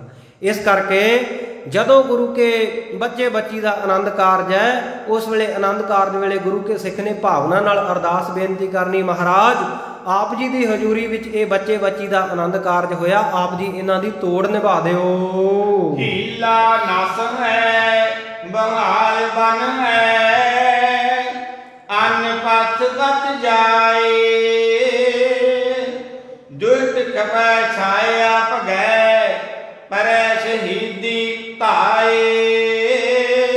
ਸਤਿਗੁਰੂ ਸੱਚੇ ਪਾਤਸ਼ਾਹ ਜੀ ਕਹਿੰਦੇ ਜੇਕਰ ਕਦੇ ਕੋਈ ਐਦਾਂ ਦਾ ਵਿਪਤਾ ਦਾ ਸਮਾਂ ਆ ਜਾਵੇ, ਪ੍ਰਤੱਖ ਰੂਪ ਦੇ ਵਿੱਚ ਦ੍ਰਿਸ਼ਟਮਾਨ ਕੋਈ ਦੁਸ਼ਟ, ਕੋਈ ਦੁਸ਼ਮਣ ਤੇਰੇ ਖਹਿੜੇ ਹੀ ਪੈ ਜਾਵੇ, ਤੈਨੂੰ ਸਤਾਉਣ ਲੱਗ ਪਵੇ, ਤੇ ਜਾਂ ਫਿਰ ਕੋਈ ਸਾਇਆ, ਕੋਈ ਪਰਛਾਵਾਂ, ਕੋਈ ਭੂਤ ਪ੍ਰੇਤ ਇਤਿਆਦਿਕ ਤੈਨੂੰ ਤੰਗ ਕਰਨ ਲੱਗ ਪਵੇ। ਭਾਵੇਂ ਕਿ ਬਹੁਤ ਜਿਹੜੇ ਲੋਕ ਹੈ ਅੱਜ ਇਹਨਾਂ ਗੱਲਾਂ ਨੂੰ ਨਹੀਂ ਮੰਨਦੇ ਕਿ ਨਹੀਂ ਜੀ ਕੋਈ ਭੂਤ ਪ੍ਰੇਤ ਨਹੀਂ ਹੁੰਦਾ, ਪਰ ਸਤਿਗੁਰੂ ਦੀ ਬਾਣੀ ਪੜ੍ਹੀਏ ਸੁਖਮਣੀ ਸਾਹਿਬ, ਤੇ ਸਤਿਗੁਰੂ ਸੱਚੇ ਪਾਤਸ਼ਾਹ ਕਹਿੰਦੇ ਕਈ ਕੋਟ ਭੂਤ ਪ੍ਰੇਤ ਸੂਕਰ ਮਿਰਗਾਚ, ਕਹਿੰਦੇ ਇੱਕ ਨਹੀਂ ਕਈ ਕਰੋੜਾਂ ਨੇ ਜਿਹੜੇ ਜੀਵਨ ਦੇ ਵਿੱਚ ਖੋਟੇ ਕਰਮਾਂ ਕਰਕੇ, ਮਾੜੇ ਕਰਮਾਂ ਕਰਕੇ ਉਹ ਮੁਕਤ ਨਹੀਂ ਹੋਏ ਤੇ ਭਟਕਦੇ ਫਿਰਦੇ ਆ, ਉਹਨਾਂ ਦੀਆਂ ਆਤਮਾਵਾਂ ਭਟਕਦੀਆਂ ਫਿਰਦੀਆਂ, ਤੇ ਉਹ ਫਿਰ ਐਵੇਂ ਲੋਕਾਂ ਨੂੰ ਜਾ ਕੇ ਤੰਗ ਕਰਦੇ ਆ। ਹਾਂ ਠੀਕ ਹੈ ਵੀ ਇੱਦਾਂ ਦੇ ਜਿਹੜੇ ਭੂਤ ਪ੍ਰੇਤ ਆ ਨਾ, ਉਹ ਬਾਣੀ ਪੜ੍ਹਨ ਵਾਲਿਆਂ ਦੇ, ਰੱਬ ਦਾ ਨਾਮ ਲੈਣ ਵਾਲਿਆਂ ਦੇ ਉੱਤੇ ਅਸਰ ਨਹੀਂ ਕਰ ਸਕਦੇ, ਕੋਈ ਉਹਨਾਂ ਦਾ ਕੁਝ ਨਹੀਂ ਵਿਗਾੜ ਸਕਦੇ, ਉਹਨਾਂ ਦੇ ਨੇੜੇ ਨਹੀਂ ਆਉਂਦੇ, ਨਾ ਕੋਈ ਮੰਤਰ, ਨਾ ਕੋਈ ਜੰਤਰ, ਨਾ ਕੋਈ ਤੰਤਰ, ਨਾ ਕੋਈ ਟੂਣਾ, ਨਾ ਕੋਈ ਟਾਮਣ, ਨਾ ਕੋਈ ਭੂਤ, ਨਾ ਕੋਈ ਪ੍ਰੇਤ ਉਸ ਗੁਰੂ ਕੇ ਸਿੱਖ ਦੇ ਨੇੜੇ ਆ ਹੀ ਨਹੀਂ ਸਕਦਾ, ਜਿਹਦੀ ਰਸਨਾ ਦੇ ਉੱਤੇ ਗੁਰੂ ਕਾ ਮੂਲ ਮੰਤਰ ਹੈ ਭਾਈ, ਜਿਹਦੀ ਰਸਨਾ ਉੱਤੇ ਵਾਹਿਗੁਰੂ ਮੰਤਰ ਹੈ, ਜਿਹਦੀ ਰਸਨਾ ਦੇ ਉੱਤੇ ਜਪਜੀ ਸਾਹਿਬ ਦਾ ਪਾਠ ਚੱਲਦਾ ਹੈ, ਉਹਦਾ ਕੋਈ ਕਿਵੇਂ ਕੁਝ ਵਿਗਾੜੇਗਾ। ਤਾਤੀ ਵਾਓ ਨਾ ਲੱਗਈ ਪਾਰ ਬ੍ਰਹਮ ਸਰਣਾਈ, ਚੌਗਿਰਦ ਹਮਾਰਾ ਰਾਮਕਾਰ ਦੁੱਖ ਲੱਗਾ ਨਾ ਭਾਈ। ਰਾਮ ਦੇ ਨਾਮ ਦੀ, ਵਾਹਿਗੁਰੂ ਦੇ ਨਾਮ ਦੀ ਕਾਰ ਕਹੀਏ ਲੀਕ ਖਿੱਚੀ ਜਾਂਦੀ ਹੈ ਨਾ ਜਿਹਦੇ ਆਲੇ ਦੁਆਲੇ, ਉਹਦਾ ਕੋਈ ਕਿਵੇਂ ਕੁਝ ਵਿਗਾੜੇਗਾ। ਨਾ ਪ੍ਰਤੱਖ ਦੁਸ਼ਮਣ ਦ੍ਰਿਸ਼ਟਮਾਨ ਤੇ ਨਾ ਕੋਈ ਅਦ੍ਰਿਸ਼ਟ ਛਾਇਆ, ਕੋਈ ਛਾਇਆ ਛੁੱਛੀ ਉਹਦਾ ਕੁਝ ਵਿਗਾੜ ਨਹੀਂ ਸਕਦੀ। ਸਤਿਗੁਰ ਸੱਚੇ ਪਾਤਸ਼ਾਹ ਕਹਿੰਦੇ ਜੇ ਕਦੇ ਕੋਈ ਇੱਦਾਂ ਦੀ ਗੱਲ ਬਣ ਜਾਏ, ਪ੍ਰਤੱਖ ਰੂਪ ਦੇ ਵਿੱਚ ਤੈਨੂੰ ਕੋਈ ਦੁਸ਼ਟ ਤੰਗ ਕਰੇ, ਕੋਈ ਸਾਇਆ ਉਹ ਤੇਰੇ ਤੇ ਇੱਦਾਂ ਦਾ ਕੋਈ ਆ ਜਾਵੇ, ਤੇ ਤੂੰ ਗੁਰੂ ਚਰਨਾਂ ਵਿੱਚ ਅਰਦਾਸ ਕਰੀ। ਅਰਦਾਸ ਕਰਨ ਦੇ ਨਾਲ ਕੀ ਹੋਏਗਾ, ਸ਼ਹੀਦੀ ਫੌਜਾਂ ਧਾ ਕੇ ਤੇਰੀ ਰੱਖਿਆ ਵਾਸਤੇ ਆ ਜਾਣਗੀਆਂ। ਗੁਰੂ ਸ਼ਹੀਦੀ ਫੌਜਾਂ ਦਾ ਪਹਿਰਾ ਲਾ ਦੇਵੇਗਾ। ਸ਼ਹੀਦਾਂ ਦੇ ਅਸਥਾਨ ਦੇ ਉੱਤੇ ਬੈਠੇ ਆ ਤੇ ਇੱਥੇ ਆ ਕੇ ਜੇ ਕੋਈ ਭਾਈ ਇੱਦਾਂ ਦੀ ਗੱਲਬਾਤ ਹੁੰਦੀ ਹੈ, ਮਤਾਂ ਕਿਸੇ ਉਹ ਪੁੱਛਾਂ ਦੇਣ ਵਾਲਿਆਂ ਦੇ ਜਾਂ ਕਿਸੇ ਸਿਆਣਾ ਕਹਾਉਣ ਵਾਲਿਆਂ ਦੇ ਚੱਕਰਾਂ 'ਚ ਪਇਓ, ਇੱਥੇ ਆ ਕੇ ਗੁਰੂ ਚਰਨਾਂ ਵਿੱਚ ਅਰਦਾਸ ਕਰ ਲਿਆ ਕਰੋ। ਮੇਰੇ ਖਿਆਲ ਆਪਾਂ ਕਈ ਦਿਨ ਹੋ ਗਏ ਆਪਾਂ ਗੁਰੂ ਚਰਨਾਂ ਦੇ ਵਿੱਚ ਇੱਥੇ ਕਥਾ ਦੇ ਦੀਵਾਨ ਵਿੱਚ ਬੈਠੇ ਸੀ ਤੇ ਕੋਈ ਬੀਬੀ ਸਾਹਮਣੇ ਬੈਠੀ ਸੀ ਤੇ ਮੈਨੂੰ ਲੱਗਦਾ ਸੀ ਵੀ ਕੋਈ ਇੱਦਾਂ ਦੀ ਗੱਲਬਾਤ ਉਹਦੇ ਨਾਲ ਵਾਪਰ ਰਹੀ ਸੀ ਤੇ ਉਹ ਇੱਥੇ ਥੋੜ੍ਹੀ ਜਿਹੀ ਉਹਨੂੰ ਕੋਈ ਸਮੱਸਿਆ ਹੋਈ ਸੀ ਤੇ ਫਿਰ ਉਹ ਤੋਂ ਬਾਅਦ ਕੁਝ ਕੁ ਪਲਾਂ ਬਾਅਦ ਉਹ ਠੀਕ ਹੋ ਗਈ ਸੀ, ਫਿਰ ਚਲੇ ਗਈ ਸੀ ਦੀਵਾਨ ਵਿੱਚੋਂ ਉੱਠ ਕੇ। ਮੈਨੂੰ ਲੱਗਦਾ, ਮੈਨੂੰ ਅਸਲ ਪਤਾ ਨਹੀਂ ਵਾਰਤਾ ਕੀ ਹੋਈ ਸੀ, ਕੋਈ ਇੱਦਾਂ ਦਾ ਕੋਈ ਹੋਇਆ ਸੀ ਉਦਣ ਵਾਕਿਆ ਕੋਈ। ਸੋ ਇੱਦਾਂ ਦਾ ਜੇ ਕੋਈ ਗੱਲਬਾਤ ਕੋਈ ਸਮੱਸਿਆ ਬਣ ਆਵੇ ਤਾਂ ਗੁਰੂ ਕੇ ਸਿੱਖਾਂ ਗੁਰੂ ਚਰਨਾਂ ਵਿੱਚ ਅਰਦਾਸ ਕਰੇ, ਗੁਰੂ ਕਿਰਪਾ ਕਰੇਗਾ, ਸ਼ਹੀਦੀ ਫੌਜਾਂ ਦੀ ਡਿਊਟੀ ਲਾ ਦੇਵੇਗਾ, ਜਿਹਦੇ ਨਾਲ ਕੀ ਹੋਏਗਾ, ਦੁਸ਼ਟ ਜਿਹੜਾ ਖੱਪ ਜਾਏਗਾ, ਪ੍ਰਤੱਖ ਜਿਹੜਾ ਦੁਸ਼ਮਣ ਹੈ ਕੋਈ, ਤੇ ਸਾਇਆ ਭਗੈ ਜਿਹੜਾ ਕੋਈ ਪਰਛਾਵਾਂ ਕੋਈ ਪਰਾਈ ਹਵਾ ਤੈਨੂੰ ਉਹ ਤੰਗ ਕਰਦੀ ਹੈ, ਉਹ ਵੀ ਖਤਮ ਹੋ ਜਾਏਗੀ। ਤੇ ਜਦੋਂ ਭਾਈ ਕੋਈ ਦੁਸ਼ਮਣ ਤੰਗ ਕਰਦਾ ਹੋਵੇ ਉਦੋਂ ਅੰਨ ਜਲ ਕਿੱਥੇ ਪਚਦਾ ਹੈ, ਖਾਣਾ ਹਰਾਮ ਹੋ ਜਾਂਦਾ। ਸਤਿਗੁਰੂ ਸੱਚੇ ਪਾਤਸ਼ਾਹ ਕਹਿੰਦੇ ਹੀਲਾ ਨਸ ਹੈ ਬਹਾਲ ਬਨ ਹੈ ਅੰਨ ਪੱਥ ਪਚ ਜਾਏ। ਕਹਿੰਦੇ ਉਸ ਵੇਲੇ ਫਿਰ ਕਹਿੰਦੇ ਹੀਲਾ ਜਿਹੜਾ ਤੇਰੇ ਤੇ ਹੋਇਆ, ਜਿਹੜਾ ਤੇਰੇ ਤੇ ਦੁੱਖ ਆਇਆ, ਕਸ਼ਟ ਆਇਆ, ਰੋਗ ਆਇਆ, ਇਹ ਨਸ ਜਾਵੇਗਾ, ਖਤਮ ਹੋ ਜਾਏਗਾ, ਦੂਰ ਹੋ ਜਾਏਗਾ। ਬਹਾਲ ਬਨ ਹੈ, ਤੇਰੇ ਸੁੱਖਾਂ ਦੀ ਬਹਾਲੀ ਹੋ ਜਾਏਗੀ, ਮੁੜ ਤੋਂ ਤੂੰ ਤਰੋ ਤਾਜ਼ਾ ਨਿਰੋਗ ਹੋ ਜਾਏਗਾ ਤੇ ਤੈਨੂੰ ਅੰਨ ਜਲ ਵੀ ਖਾਧਾ ਪੀਤਾ ਪਚਣ ਲੱਗ ਜਾਵੇਗਾ। 34 ਸੋਮੈ ਸੁਖਾਸੀਦ ਇਹ ਅਰਦਾਸ ਕਰ ਲੈ। ਦੁਬਾਰਾ ਪੜ੍ਹ ਦਿਓ ਜੀ ਪੰਕਤੀ, ਇੱਕ ਸ਼ਬਦ ਥੋੜਾ ਜਿਹਾ ਉਲਟ ਬੋਲਿਆ ਗਿਆ, ਦੁਬਾਰਾ ਪੜ੍ਹ ਲਓ ਪੰਕਤੀ। ਸੁਖਾਸੀਦ ਸਿਧੀਸ ਇਹ ਅਰਦਾਸ ਕਰ ਲੈ। ਸਤਿਗੁਰੂ ਜੀ ਦੇ ਅਨੰਨ ਸਿੱਖ ਭਾਈ ਸੰਤੋਖ ਸਿੰਘ ਜੀ ਕਹਿੰਦੇ ਸਤਿਗੁਰੂ ਨੇ ਫਿਰ 34ਵੀਂ ਅਰਦਾਸ ਦੱਸੀ। 34 ਸੋਵੈ ਸੁਖਾਧੀਸ਼, ਸੁੱਖਾਂ ਦਾ ਅਧੀਸ਼ ਕਹੀਏ ਰਾਜਾ। ਕਹਿੰਦੇ ਇਹ ਅਰਦਾਸ ਕਰਨੀ ਗੁਰੂ ਚਰਨਾਂ ਵਿੱਚ ਕਿ ਜਦੋਂ ਮੈਂ ਵਿਰਾਜਾਂ ਰਾਤ ਨੂੰ ਆਰਾਮ ਕਰਾਂ ਤੇ ਮਹਾਰਾਜ ਮੈਨੂੰ ਸੁੱਖਾਂ ਦੀ ਨੀਂਦ ਬਹੁਤ ਸੋਹਣੀ ਆਵੇ, ਮੈਂ ਸੁੱਖਾਂ ਦਾ ਰਾਜਾ ਬਣ ਕੇ ਸੌਵਾਂ। 34 ਸੋਵੈ ਸੁਖਾਧੀਸ਼ ਇਹ ਅਰਦਾਸ ਕਰ ਲਏ, ਮੈਨੂੰ ਕੋਈ ਚਿੰਤਾ ਨਾ ਸਤਾਈ ਜਾਵੇ, ਐਵੇਂ ਮੈਨੂੰ ਕੋਈ ਮਾੜੇ ਚੰਗੇ ਖਿਆਲ ਨਾ ਆਈ ਜਾਣ, ਰਾਤ ਨੂੰ ਸੁਪਨੇ ਦੇ ਵਿੱਚ ਹੀ ਨਾ ਮੈਨੂੰ ਕੋਈ ਡਰਾਈ ਜਾਵੇ। ਇਸ ਕਰਕੇ ਕੋਈ ਐਵੇਂ ਕਈ ਵਾਰ ਇਹ ਵੀ ਹੁੰਦਾ ਕਿ ਜਦੋਂ ਸੁੱਤੇ ਪਏ ਹੋਈਏ ਤੇ ਕਈਆਂ ਨੂੰ ਨਾ ਉਹ ਦਬਾਅ ਜਾ ਪੈ ਜਾਂਦਾ, ਦਾਬਾ ਜਾ ਆ ਜਾਂਦਾ। ਇਸ ਤਰ੍ਹਾਂ ਦੀ ਕੋਈ ਸਮੱਸਿਆ ਨਾ ਆਵੇ ਕਿ ਮੈਂ ਨੀਂਦ ਦੇ ਵਿੱਚ ਬਰੜਾਈ ਜਾਵਾਂ, ਡਰ ਕੇ ਉੱਠ ਲਾਂ। ਜਾਂ ਕਈ ਕੀ ਕਰਦੇ ਆ ਨਾ, ਕਈਆਂ ਨੂੰ ਇਹ ਸਮੱਸਿਆ ਆਉਂਦੀ ਹੈ, ਉਹ ਸੁੱਤੇ ਪਏ ਉੱਠ ਕੇ ਨੀਂਦ ਦੇ ਵਿੱਚ ਹੀ ਤੁਰ ਪੈਂਦੇ ਹੁੰਦੇ ਆ। ਕਈ ਨੀਂਦ ਵਿੱਚ ਬਰੜਾਉਂਦੇ ਆ, ਉੱਠ ਕੇ ਭੱਜ ਲੈਂਦੇ ਆ, ਦੌੜ ਲੈਂਦੇ ਆ, ਜਾਂ ਅੱਬੜ ਵਾਹੇ ਜੇ ਉੱਠ ਕੇ ਚੀਕਾਂ ਮਾਰਨ ਲੱਗ ਪੈਂਦੇ ਆ। ਕਹਿੰਦੇ ਸਤਿਗੁਰੂ ਸੱਚੇ ਪਾਤਸ਼ਾਹ ਕਹਿੰਦੇ ਜਦੋਂ ਸੌਣਾ ਹੈ, ਬਰਾਜਣਾ ਰਾਤ ਦੇ ਸਮੇਂ, ਗੁਰੂ ਕੇ ਸਿੱਖਾਂ ਰੱਖਿਆ ਦੇ ਸ਼ਬਦ ਤੇ ਕੀਰਤਨ ਸੋਹਿਲੇ ਦਾ ਪਾਠ ਪੜ੍ਹ ਕੇ ਆਪਣੇ ਬੈੱਡ ਦੇ ਉੱਤੇ, ਆਪਣੇ ਬਿਸਤਰੇ ਦੇ ਉੱਤੇ ਬੈਠਾ ਹੀ ਬੈਠ ਕੇ ਹੀ ਅਰਦਾਸ ਕਰ ਲੈ ਕਿ ਮਹਾਰਾਜ 4 ਪਹਿਰ ਦਿਨ ਸੁੱਖਾਂ ਨਾਲ ਬਤੀਤ ਹੋਇਆ, ਰਾਤਰੀ ਸੁੱਖ ਆਰਾਮ ਨਾਲ ਬਤੀਤ ਕਰਾ ਕੇ ਅੰਮ੍ਰਿਤ ਵੇਲੇ ਦੀ ਬਖਸ਼ਿਸ਼ ਕਰਨੀ, ਸਮਾਂ ਬਖਸ਼ਣਾ, ਇਸ਼ਨਾਨ ਪਾਨ ਨਿਤਨੇਮ ਦੀਆਂ ਦਾਤਾਂ ਬਖਸ਼ਿਸ਼ ਕਰਨੀਆਂ, ਆਪਣੇ ਨਾਮ ਨਾਲ ਜੋੜਨਾ। ਇਹ ਅਰਦਾਸ ਬੇਨਤੀ ਕਰਕੇ ਸੌਵੀਂ, ਵਿਰਾਜੀ ਆਪਣੇ ਆਸਣ ਦੇ ਉੱਤੇ ਤੇ ਤੂੰ ਸੁੱਖਾਂ ਦਾ ਰਾਜਾ ਹੋ ਕੇ ਭਾਵ ਬਹੁਤੇ ਸੁੱਖ ਦੇ ਨਾਲ ਰਾਤਰੀ ਬਤੀਤ ਕਰੇਗਾ। 35 ਗੁਰ ਤੁਸਾਰਾ ਕਰੈ ਵਧੇ ਪਸ਼ੂ ਕੀ ਵੇਹ। ਕਹਿੰਦੇ ਜੇ ਤੇਰਾ ਜਿਹੜਾ ਮਾਲ ਧਨ ਹੈ, ਪਸ਼ੂ ਧਨ ਆ ਨਾ, ਉਹਦੀ ਬ੍ਰਿਧੀ ਰੁਕ ਜਾਵੇ, ਉਹਦਾ ਵਾਧਾ ਰੁਕ ਜਾਵੇ। ਜਿਹੜਾ ਪਸ਼ੂ ਧਨ ਘਰ ਦੇ ਵਿੱਚ ਤੇਰੇ ਮੱਝਾਂ ਗਾਵਾਂ ਇਤਿਆਦਿਕ ਡੰਗਰ ਖੜੇ ਐ ਤੇ ਉਹ ਸੂਣੋਂ ਹਟ ਜਾਣ, ਅਗਾਂਹ ਬੱਚੇ ਦੇਣੋਂ, ਕੱਟੇ ਬੱਚੇ ਦੇਣੋਂ ਹਟ ਜਾਣ, ਜਿਹਨੂੰ ਆਪਾਂ ਪੰਜਾਬੀ ਦੇ ਵਿੱਚ ਠੇਠ ਪੰਜਾਬੀ ਦੇ ਵਿੱਚ ਕਹਿ ਦਿੰਦੇ ਆ ਵੀ ਫੰਡਰ ਹੋ ਜਾਣ ਪਸ਼ੂ, ਤਾਂ ਉਸ ਵੇਲੇ ਸਤਿਗੁਰ ਸੱਚੇ ਪਾਤਸ਼ਾਹ ਦੇ ਚਰਨਾਂ ਦੇ ਵਿੱਚ ਅਰਦਾਸ ਕਰੀ, ਮਹਾਰਾਜ ਵਧੈ ਪਸ਼ੂ ਕੀ ਵੇਹ। ਵੇਹ ਨਾਮ ਹੈ ਸੂ ਦਾ, ਸੂਆ ਪੈ ਜਾਵੇ। ਇਹ ਜਿਹੜੇ ਪਸ਼ੂ ਆ ਸਾਡੇ ਅਗਾਂਹ ਇਹ ਕੱਟੜੇ ਵਛੜੇ ਦੇਣ ਲੱਗ ਪੈਣ। ਇਸ ਤਰ੍ਹਾਂ ਸਤਿਗੁਰੂ ਦੇ ਚਰਨਾਂ ਵਿੱਚ ਅਰਦਾਸ ਕਰੀ, ਪਸ਼ੂ ਧਨ ਵਿੱਚ ਵਾਧਾ ਹੋਵੇਗਾ। ਸ਼ਕਤੀ ਅਰਦਾਸ ਹੋਏ ਭਾਵਨਾ, ਅੰਤਰ ਭਾਵ ਫਲ ਦੇਸ। ਕਹਿੰਦੇ 36ਵੀਂ ਅਰਦਾਸ ਕਰਨੀ ਹੈ ਗੁਰੂ ਚਰਨਾਂ ਵਿੱਚ। ਮਹਾਰਾਜ ਜਿਹੜਾ ਅੰਤਹਿਕਰਨ ਰੂਪੀ ਮੇਰਾ ਦੇਸ਼ ਹੈ ਨਾ, ਇਹਦੇ ਵਿੱਚ ਮੇਰੇ ਮਨ ਦੇ ਵਿੱਚ, ਮੇਰੇ ਅੰਤਿਸ਼ਕਰਨ ਦੇ ਵਿੱਚ ਆਪ ਜੀ ਦੇ ਪ੍ਰਤੀ ਭਾਵਨਾ ਪ੍ਰੇਮ ਪੈਦਾ ਹੋਵੇ। ਸ਼ਾਂਤੀ ਵੇਲ ਬਾਗ ਫਲੇ, ਅਫਲ ਸਫਲ ਵੈਸੇਸ। ਫਿਰ ਗੁਰੂ ਕੇ ਸਿੱਖਾ, ਜੇ ਤੂੰ ਫਲਦਾਰ ਬੂਟੇ ਲਾਏ ਐ, ਬਾਗ ਲਾਇਆ ਹੋਇਆ, ਵੇਲਾਂ ਲਾਈਆਂ ਹੋਈਆਂ ਤੇ ਉਹਨਾਂ ਨੂੰ ਫਲ ਨਹੀਂ ਪੈ ਰਿਹਾ, ਤਾਂ ਵੀ ਗੁਰੂ ਚਰਨਾਂ ਵਿੱਚ ਅਰਦਾਸ ਕਰ, ਮਹਾਰਾਜ ਇਹ ਵੇਲਾਂ ਵਧਣ ਫੁੱਲਣ। ਮਹਾਰਾਜ ਜਿਹੜੇ ਇਹ ਬਾਗ ਦੇ ਬੂਟੇ ਆ ਨਾ, ਜਿਹੜੇ ਅਫਲ ਹੈ, ਇਹ ਫਲ ਦੇ ਸਹਿਤ ਹੋ ਜਾਣ, ਸਫਲ ਹੋ ਜਾਣ। ਵਹਿ ਸ਼ੇਸ਼ ਬਹੁਤੇ ਫਲ ਇਹਨਾਂ ਨੂੰ ਲੱਗਣ ਵਿਸ਼ੇਸ਼ ਕਰਕੇ। 38ਵੀਂ ਮਨ ਮੁਖ ਉਠੈ, ਸਨਮੁਖ ਝੁਕੈ, ਨਵੇਂ ਗ੍ਰਹਿ ਆਰੰਭ। ਜਦੋਂ ਗੁਰੂ ਕੇ ਸਿੱਖਾ ਤੂੰ ਨਵੇਂ ਘਰ ਦੀ ਆਰੰਭਤਾ ਕਰਨ ਲੱਗੇ, ਨਵਾਂ ਘਰ ਪਾਉਣ ਲੱਗੇ, ਮਕਾਨ ਬਣਾਉਣ ਲੱਗੇ ਨਾ, ਤੇ ਕਈ ਵਾਰੀ ਕਈ ਮਨਮੁਖ ਲੋਕ ਨਾ ਆਮ ਹੀ ਉਦੋਂ ਰਗੜਾ ਝਗੜਾ ਜਾ ਕਰਦੇ ਹੁੰਦੇ ਆ ਵੀ ਇੱਥੇ ਨੀਂਹ ਨਹੀਂ ਰੱਖਣੀ, 1 ਇੰਚ ਸਾਡੀ ਜਗ੍ਹਾ ਵੱਧਦੀ ਹੈ, ਇੱਧਰ ਨੂੰ ਨਾ ਕਰ ਭਾਈ, ਇੱਧਰੋਂ ਤਾਂ ਪੂਰਾ ਨਹੀਂ ਆਉਂਦਾ ਤੇਰਾ ਥਾਂ, ਤੂੰ ਵੱਧ ਰੋਕ ਰਿਹਾ। ਇੱਦਾਂ ਦੇ ਲੜਾਈ ਝਗੜੇ ਤੋਂ ਬਚਣ ਦੇ ਵਾਸਤੇ, ਘਰ ਦੀ ਨਿਰਵਿਘਨਤਾ ਸਹਿਤ ਉਸਾਰੀ ਦੇ ਵਾਸਤੇ ਗੁਰੂ ਕੇ ਸਿੱਖਾ ਘਰ ਮਕਾਨ ਪਾਉਣ ਤੋਂ ਪਹਿਲਾਂ ਗੁਰੂ ਚਰਨਾਂ ਵਿੱਚ ਅਰਦਾਸ ਕਰ। ਜਦੋਂ ਤੂੰ ਅਰਦਾਸ ਕਰੇਂਗਾ 38ਵੀਂ ਅਰਦਾਸ, ਤਾਂ ਸਤਿਗੁਰੂ ਕਹਿੰਦੇ ਮਨਮੁਖ ਉੱਠੈ, ਸਨਮੁਖ ਝੁਕੈ, ਨਵੇਂ ਗ੍ਰਹਿ ਆਰੰਭ। ਫਿਰ ਤੇਰੇ ਨਵੇਂ ਗ੍ਰਹਿ ਦੀ, ਨਵੇਂ ਮਕਾਨ ਦੀ ਆਰੰਭਤਾ ਦੇ ਵੇਲੇ ਉਹ ਜਿਹੜਾ ਮਨਮੁਖ ਹੈ ਨਾ, ਉਹ ਤੇਰੇ ਅੱਗੇ ਆ ਕੇ ਝੁਕ ਜਾਵੇਗਾ, ਉਹਦੀ ਮਨਮੁਖਤਾ ਹੀ ਉੱਠ ਜਾਵੇਗੀ, ਉਹ ਤੇਰੇ ਨਾਲ ਕੋਈ ਇਸ ਤਰ੍ਹਾਂ ਦਾ ਝਗੜਾ ਨਹੀਂ ਕਰੇਗਾ। ਪਰਵੇਸ 39 ਅਜਲ ਬਸ, ਸਿੰਘ ਵਸਤ ਅਸੰਭ। ਕਹਿੰਦੇ ਫਿਰ ਜਦੋਂ ਤੇਰਾ ਮਕਾਨ ਤਿਆਰ ਹੋ ਜਾਵੇ, ਉਸ ਤੋਂ ਬਾਅਦ 39ਵੀਂ ਅਰਦਾਸ ਕਰਨੀ ਹੈ, ਮਹਾਰਾਜ ਮੈਂ ਤੁਹਾਡਾ ਸਿੰਘ ਇਸ ਘਰ ਦੇ ਵਿੱਚ ਅਚਲ ਵਸਾਂ, ਚਲਾਏ ਮਨ ਨਾ ਹੋਵਾਂ, ਇੱਥੋਂ ਉੱਜੜ ਨਾ ਜਾਵਾਂ, ਕਿਤੇ ਸੁੱਖ ਰਹਿਣਾ ਹੋਵੇ ਮਕਾਨ ਮੇਰੇ ਵਾਸਤੇ। ਤੇ ਜਿਹੜੀਆਂ ਇਹ ਘਰ ਦੇ ਵਿੱਚ ਅਸੰਭ ਬੇਅੰਤ ਅੰਬਾਰ ਲੱਗ ਜਾਣ ਵਸਤੂਆਂ ਦੇ, ਪਦਾਰਥਾਂ ਦੇ, ਕਿਸੇ ਪ੍ਰਕਾਰ ਦਾ ਕੋਈ ਤੋਟਾ ਜਾਂ ਘਾਟਾ ਨਾ ਪਵੇ। 40 ਸਮੀ ਖੇਤੀ ਪਰ, ਮਾਤਾ ਕੋ ਅਮਾਨ, ਵਾਦੇ ਕਾ ਆਸਾਨ। 40ਵੀਂ ਅਰਦਾਸ ਕਰਨੀ ਹੈ ਖੇਤੀ ਦੇ ਪਰਥਾਏ।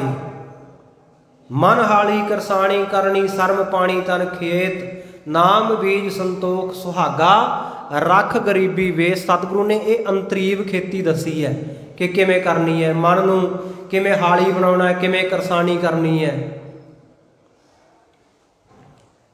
ਸੋ ਇਹ ਹੈ ਅੰਤਰੀਵ ਭਾਵ। ਪਰ ਪ੍ਰਤੱਖ ਰੂਪ ਦੇ ਵਿੱਚ ਵੀ ਗੁਰੂ ਕੇ ਕਿਸਾਨਾਂ, ਤੂੰ ਖੇਤੀ ਕਰਦਾ ਨਾ, ਸਤਿਗੁਰ ਨੇ ਕਿਰਸਾਨੀ ਨੂੰ ਬੜਾ ਮਾਣ ਬਖਸ਼ਿਆ।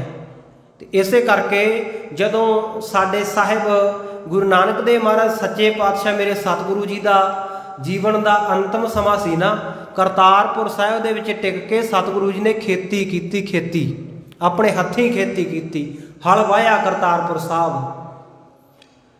ਤੇ ਗੁਰਮੁਖ ਪਿਆਰਿਓ, ਸਤਿਗੁਰੂ ਗੁਰੂ ਗੋਬਿੰਦ ਸਿੰਘ ਸਾਹਿਬ ਮਹਾਰਾਜ ਕਹਿੰਦੇ ਭਾਈ ਖੇਤੀ ਦੇ ਵਾਧੇ ਵਾਸਤੇ ਖੇਤੀ ਪਰਥਾਏ ਅਰਦਾਸ ਬੇਨਤੀ ਕਰ। ਜਦੋਂ ਬੀਜ ਧਰਤੀ ਵਿੱਚ ਪਾਉਣ ਲੱਗੇ ਨਾ, ਬੀਜਣ ਲੱਗੇ, ਤੇ ਕਹਿ ਕੇ ਮਾਤਾ ਕੋ ਅਮਾਨ, ਮੈਂ ਧਰਤੀ ਮਾਤਾ ਨੂੰ ਆ ਬੀਜ ਅਮਾਨਤ ਵਜੋਂ ਦੇਣ ਲੱਗਿਆ। ਧਰਤੀ ਮਾਤਾ ਦੀ ਕੁੱਖ ਦੇ ਵਿੱਚ ਅਮਾਨਤ ਸਾਂਭਣ ਲੱਗਿਆ ਆ ਬੀਜ ਦੀ।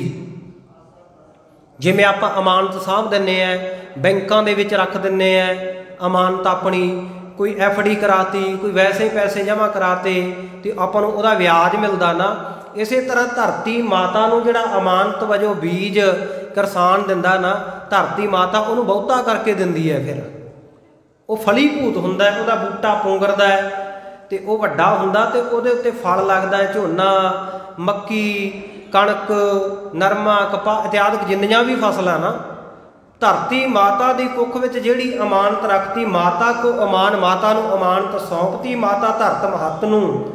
ਤੇ ਸਤਿਗੁਰੂ ਸੱਚੇ ਪਾਤਸ਼ਾਹ ਕਹਿੰਦੇ ਵਾਧਾ ਕਾ ਆਸਾਨ, ਆਸਾਨ ਹੀ, ਸਹਿਜੇ ਹੀ, ਸੁਖੈਨ ਹੀ, ਸਰਲ ਹੀ, ਬੜੇ ਸੌਖੇ ਜਿਹੇ ਤਰੀਕੇ ਨਾਲ ਹੀ ਕਹਿੰਦੇ ਬਹੁਤ ਵਾਧਾ ਹੋਵੇਗਾ।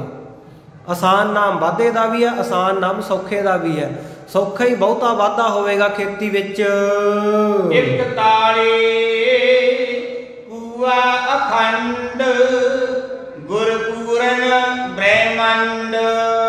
ਹੇ ਪਰਿਪੂਰਨ ਸਤਿਗੁਰ ਸੱਚੇ ਪਾਤਸ਼ਾਹ ਖੰਡਾਂ ਬ੍ਰਹਮੰਡਿਆਂ ਦਾ ਮਾਲਕਾ, ਮੈਂ ਤੇਰੀ ਕਿਰਪਾ ਦੇ ਨਾਲ ਖੂਹ ਖੋਦਣ ਲੱਗਿਆ, ਭਾਵ ਜਲ ਦਾ ਬੰਦੋਬਸਤ ਕਰਨ ਲੱਗਿਆ। ਪੁਰਾਤਨ ਸਮੇਂ ਵਿੱਚ ਖੂਹ ਪੁੱਟੇ ਜਾਂਦੇ ਸਨ, ਹਲਟੀਆਂ ਉਹਨਾਂ ਤੇ ਜੋੜੀਆਂ ਜਾਂਦੀਆਂ ਸੀ, ਤੇ ਮੌਜੂਦਾ ਸਮੇਂ ਵਿੱਚ ਵੀ ਗੁਰਮੁਖ ਪਿਆਰਿਓ ਬੋਰ ਤਾਂ ਕੀਤਾ ਹੀ ਜਾਂਦਾ। ਇਹ ਵੱਖਰੀ ਗੱਲ ਹੈ ਕਿ ਲੋਹੇ ਦੀਆਂ ਜਾਂ ਉਹ ਪਲਾਸਟਿਕ ਦੇ ਪਾਈਪ ਪਾ ਕੇ ਤੇ ਵਿੱਚ ਆਪਾਂ ਸਮਰਸੀਬਲ ਉਤਾਰ ਦਿੰਨੇ ਆ, ਮੱਛੀ ਮੋਟਰ ਲਾ ਦਿੰਨੇ ਆ।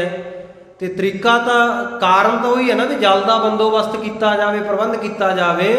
ਸੋ ਇਸ ਤਰ੍ਹਾਂ ਦਾ ਜਦੋਂ ਤੂੰ ਪਾਣੀ ਦਾ ਜਲ ਦਾ ਬੰਦੋਬਸਤ ਕਰਨਾ ਹੈ ਤਾਂ ਉਸ ਪਰਿਪੂਰਨ ਪਾਰ ਬ੍ਰਹਮ ਪਰਮੇਸ਼ਰ ਦੇ ਚਰਨਾਂ ਵਿੱਚ ਅਰਦਾਸ ਕਰ, ਤੇ ਤੇਰੇ ਜਲ ਦੇ ਵਿੱਚ ਕਦੇ ਟੋਟਾ ਨਹੀਂ ਆਏਗਾ, ਅਖੰਡ ਵਹੇਗਾ ਉਹ ਜਲ।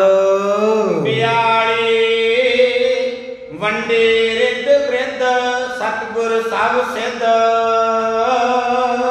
ਸੋ ਸਤਿਗੁਰ ਸੱਚੇ ਪਾਤਸ਼ਾਹ ਜੀ ਨੇ ਜੋ ਇੱਥੋਂ ਤੱਕ ਆਪਾਂ ਨੂੰ 41 ਅਰਦਾਸਾਂ ਦੱਸ ਦਿੱਤੀਆਂ ਨੇ, ਤੇ ਆਪਾਂ ਜਿਹੜੀਆਂ ਅਗਲੀਆਂ ਅਰਦਾਸਾਂ ਹੈ, ਇਹ ਜਿਹੜਾ ਸ਼ਬਦ ਪੜ੍ਹਿਆ ਇਹਦੀ ਵੀ ਆਪਾਂ ਵਿਚਾਰ ਕੱਲ੍ਹ ਨੂੰ ਹੀ ਕਰ ਲਵਾਂਗੇ, ਕਿਉਂਕਿ ਸਮਾਪਤੀ ਦਾ ਸਮਾਂ ਹੋ ਚੁੱਕਿਆ ਹੈ। ਕਥਾ ਵਿਚਾਰ ਦੌਰਾਨ ਹੋਈਆਂ ਬੇਅੰਤ ਭੁੱਲਾਂ ਦੀ ਆਪ ਸਮੂਹ ਸੰਗਤਾਂ ਨੇ ਖਿਮਾ ਬਖਸ਼ਿਸ਼ ਕਰਨੀ। ਆਓ ਆਪਾਂ ਹੁਣ ਸਮਾਪਤੀ ਦੀਆਂ 2 ਤੁਕਾਂ ਪੜ੍ਹ ਕੇ ਸਮਾਪਤੀ ਵਿੱਚ ਸ਼ਾਮਲ ਹੋਣਾ ਜੀ। ਉਪਰੰਤ ਅਰਦਾਸ ਵਿੱਚ ਹਾਜ਼ਰੀ ਲਵਾਵਾਂਗੇ। ਗਰੀਬ ਨਵਾਜ਼ ਸੱਚੇ ਪਾਤਸ਼ਾਹ ਕਿਰਪਾ ਕਰਨ, ਆਉਣ ਵਾਲੇ ਸਮੇਂ ਸਿਰ ਤੇ ਮਿਹਰ ਭਰਿਆ ਹੱਥ ਰੱਖ ਕੇ ਤੁਹਾਡੀਆਂ ਦੁਆਵਾਂ ਸਦਕਾ ਆਪ ਸੱਚੇ ਪਾਤਸ਼ਾਹ ਜੀ ਸੇਵਾਵਾਂ ਲੈਣ। ਦੇਹੋ ਸਜਣ ਅਸੀਸਣੀਆਂ, ਜੋ ਹੋਵੇ ਸਾਹਿਬ ਸਿਓ ਮੇਲ। ਅਖੰਡ ਗੁਰਪੂਰਨ ਬ੍ਰਹਮੰਡ। हे गोविंद हे गोपाल हे दयाल लाल, प्राणनाथ नाथ सखे दीन दर्द निवार। हे समर्थ आगम पूर्ण मोहे मया कार। अंधकूप महाभयान नानक पार तार। वाहिगुरु जी का खालसा, वाहिगुरु जी की फतेह। तू ठाकुर तुम